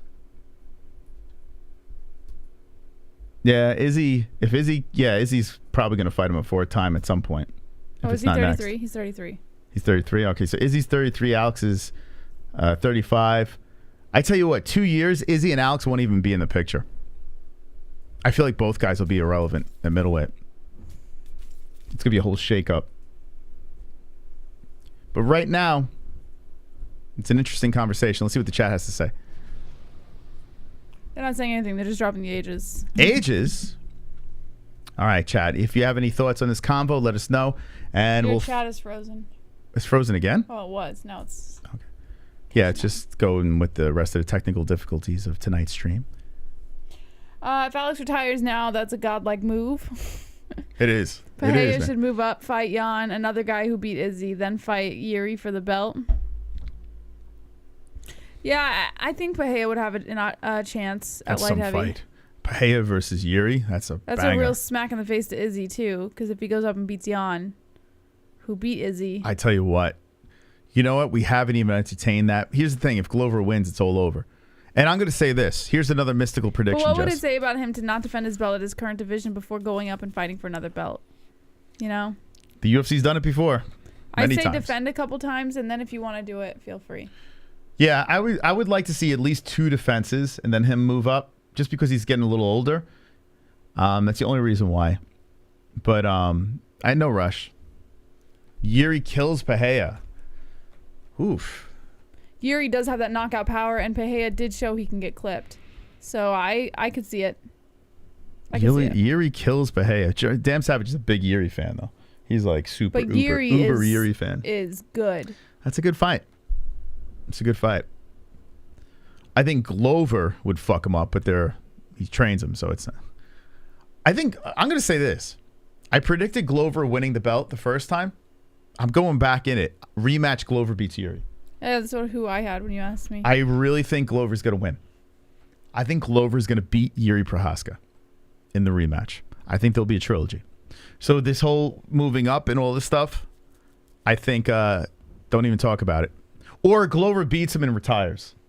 He might just do that. That's a boss move. Yeah, because Glover's not, gets the win and retires, or gets the win and maybe trilogy. But I think Glover's going to do it. I don't give a shit about his age. I think Glover was winning the first fight, and he got submitted, made a couple of... Both fighters made a lot of mistakes, so there's going to be adjustments. Yuri's great. He is good, but a little bit of the sloppiness, I would have to give it to the Glover side of things. Like, I feel like Glover could fix those things up quicker than Yuri. Yuri is so good, so fun, and probably will be a champ again, but I think Glover's going to get it this time. I do. Hope Glover sticks with coaching when he retires. I hope so, too. I think Glover's going to be a really good coach. Yeah. Anyway, okay, let's move on because it is getting late. Let's talk about one more thing here. I do want to talk about UFC Vegas 65. That is right. He's back, baby. Derrick Lewis. Can you do it, Jess? I don't have the energy for it right now. He's back. It's not in Texas. It's in Las Vegas. So bet the house on Derrick. Right, Jesse? Bet the house. I'm going Derrick. Bet the house. He's a plus 150. I'm going to bet Ellie's life savings. 10 years older. I don't care. Spivak's getting slept. I know he's on a run. I can't believe how Spivak's been doing so well. I thought he was going to get cut at one point. Now he's won 4 of his last 5. Knocked out Sakai. Knocked out Hardy. Lost to Aspinall. Beat Olenek and Vendera. I loved Lewis in this fight. I love him. Plus money. Love him. He'll come back. He's going to put Spivak's head in the fucking rafters. Ian Kudilaba versus Inchukwu. Ian Kudilaba always on the top of a card, even with all these losses and shit. I guess because he's fun. Interesting fight. Interesting fight over here. Is it the best fight night in the world? No. You got Chase Sherman versus Costa. Salikov versus... Oh, Andre Fiallo. Salikov, that's not bad. Okay, I like that. Madalena versus Roberts. Oh, man. That's a pretty good scrap, too. Zumagulov versus Johnson. Jennifer Maya versus Murrows. Man, Murrows is like a porn star. You see her on her fucking Instagram? This girl, she's straight up OnlyFans. Marina. Murrows. Let's see. Marina, how you spell her name? Yep, you got it. Marina Murrows. So she's from the Ukraine. And you were stalking her Instagram? Why am I stalking her Instagram? No, you were? No, I was scrolling through and I said she fucking... Look at these pictures. Yeah. I bet this is Moss's spank bank. Jesus Christ. No doubt. By the way, in my she's mind. not my style, Jesse. Yeah. She's too dirty looking. Gotta be honest with you. She does. She looks dirty. You can't fool me. I'm telling you right now, she looks like she smells. I'm being completely honest with you. I'm being honest with you. Spank bank. Oh my God, Jesse. What does that say about you? What do you mean? If I'm spanking to this, you're better looking than this. Hate to break it. Like, to her at least. You don't think so? You don't think you're better looking than her? Bank. Okay. If I'm gonna spank, can you at least give me a good girl to spank to, for God's sakes? Jesus Christ, Jesse. Moss, you can't fool me. I know you're spanking. Yeah. I'm not actually. I'm all jammed up. Okay. I need to let it loose tonight, Jesse. There's no way. Who would spank to this? You tell me, Moss. Are you flicking the bean to this or something? Is this something I should know? Yeah. Anyway, so she's running around half naked on her Instagram. Go check it out over here. Look at this. Oh my God. Hold on. Let me spank right now. Oh my God. Hold on. All right, you were right, Jesse. I'm sorry. That's what it sounds like when you spank?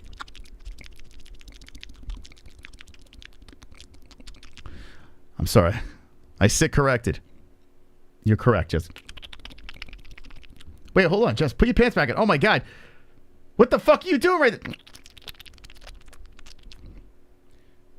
So she's fighting. There she is. So Moro's on this card. Classy. Classy pictures on IG. Go check her out. Miles Johns versus Vince Morales. Tercios versus Natividad. A lot of hula fook of that guy on this card. But hey, listen, it's an early fight night. Gives us an excuse to hang out. So this is going on this Saturday, starting 1 p.m. Eastern time. But yeah, I'll be dropping some coin on Lewis. You think that's a good move or a bad move? I'm gonna say good move or bad move? Good move. Good move. Okay, chat. What do you think? Betting on the Black Beast. 1 win out of his last 4. But that's not usually a good sign. I'm supposed to be against you. Oh, shit. Okay, let's see what chat says. Can't wait. Look at me, look at me. JBM, your computer's gonna be sticky. Lewis L. Yes, not in Texas. Bet at Moss. It's a lock in my books. Black is unmotivated and unreliable though. Spivak is a lock bet. It's a push. Lewis win. Wonderful, wonderful. Do or die for Black Beast. Bet the house on the stripper Vanessa Demopoulos. If he's not fighting? Is she fighting on this card? Oh, I think. Hold on a second. Let me take my pants off. Oh, hold on a second. Hold on a second. Demopoulos. Oh. He got a little excited when someone said Vanessa Demopoulos. Hold on a second, guys. She's fighting? Oh, is she fighting? Jesse, can you stop talking? I'm trying to beat off. All right, let's look at her IG. Let's see what we got here. She's the she fighting? Vanessa. Oh, this is exciting. Vanessa. We got some clam action. What's her Instagram? Did you guys hear how excited Vanessa. he got? Hold on a second, Jesse. I need to follow her. I think I do follow her though. Of course Vanessa you do, because she's in your spank bank. Demopoulos. What's her IG? She was the first one that came up, Moss. Where? Right there. Oh, here we go. The very first one. Why do you think that is? Vanessa. Wait, what am I? She's right there. Which one? Now she's the third. This one? Okay. Vanessa, hold on a second, guys. Hold on. Let's see if we get something good here. Let's see. Let's find something here. Give me a second. Oh, here we go. Does this embarrass you that I jerk off to these girls? What's embarrassing is that you think that that's what jerking off sounds like. That's what mine sounds like. It's very moist. My masturbating sounds very moist. Mm-hmm. I spit on my cock when I jerk off. But what do you guys think? So Demopoulos is on here. Let's see. Is she going to win this fight? Nice, classy looking picture. Oh, she's fighting Oliveira. What do we had some jokes on her. I can't remember what the jokes were though. What was the jokes? Oh, she was the one with the weave, right? Wasn't she the one that had that big weave that we were horsing around about? Yeah, Gloria DePaulo, she fought. Okay, so Demopoulos is the underdog. Anyone betting on this? Okay, cool. Anyway, so we got 12 fights on this card. Who you betting on? You spit as well. I mean, right? Actually, it's this hand.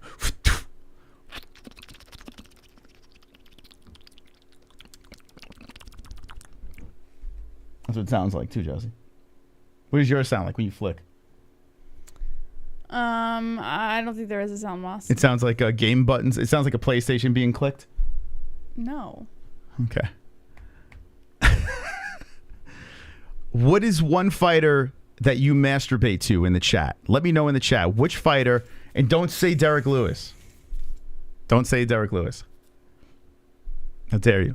This is how we'll leave the show tonight. And hit the like button. It sounds like a turkey dono.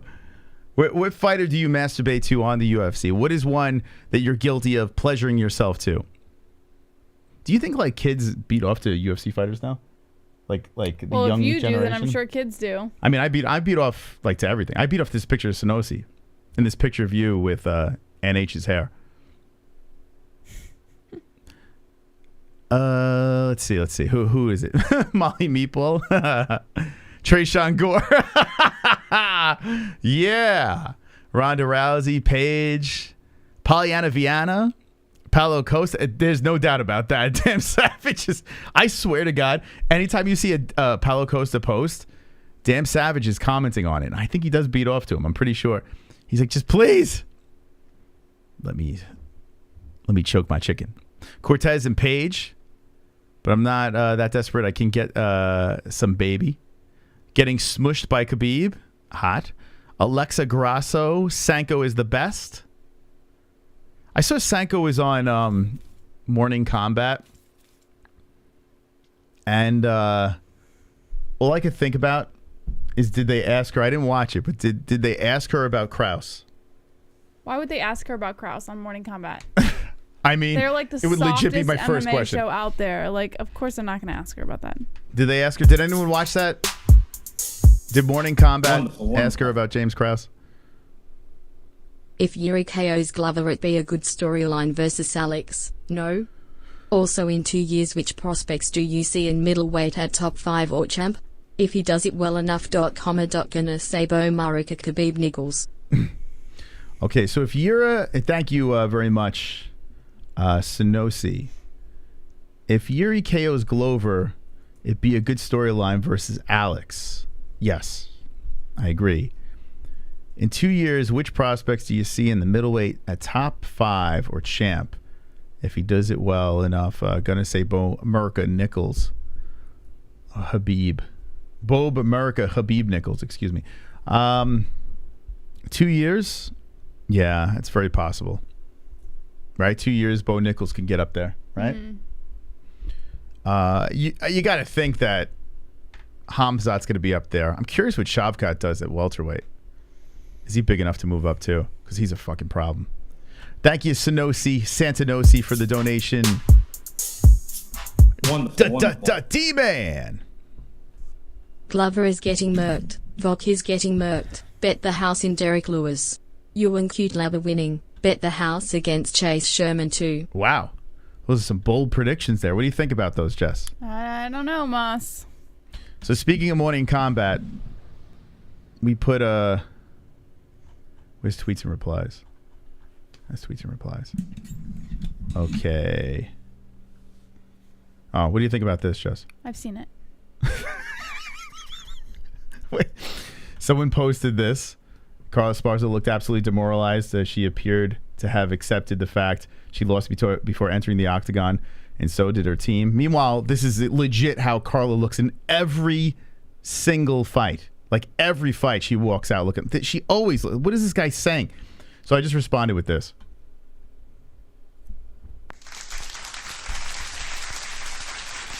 The perfect response. Perfect response. What was I looking for? I was looking for the Morning Combat thing, but I can't find it now. Oh, did you see this video? All right, anyway. Go down that rabbit hole. Go follow us at the MMA-Holes on Twitter. Jess, you tired? You look sleepy. Ready for bed? Jesse's ready for bed. It's time to go. Jess is tired. See you later. Thank you guys so much for joining us. Thank you to our sponsors, CBDX, MyBookie.ag, Sheath Underwear, Head Rush, and ESPN Plus. Promo code MMA-Holes. That's MMA-HOLES for all of you. Get the fuck off of me, man. Get your hand out of my face. You are so disrespectful. Get out of here. All right, every time you do the end of the show, you have to battle the hand, okay? Promo code MMA-Holes. Ew, why are your hands so clammy? Because I was beating off. What the fuck? You see him glistening from all the sweat from my cock. On all of your favorite products. We'll be live again on Friday at 10 p.m. Eastern Time for Fuka Friday. Don't be an a-hole, be an MMA-hole. Oh, what fight card's on Friday? Bellator, Risen. That's right. Bellator, Risen. Bellator. Don't be an a-hole, be an MMA-hole.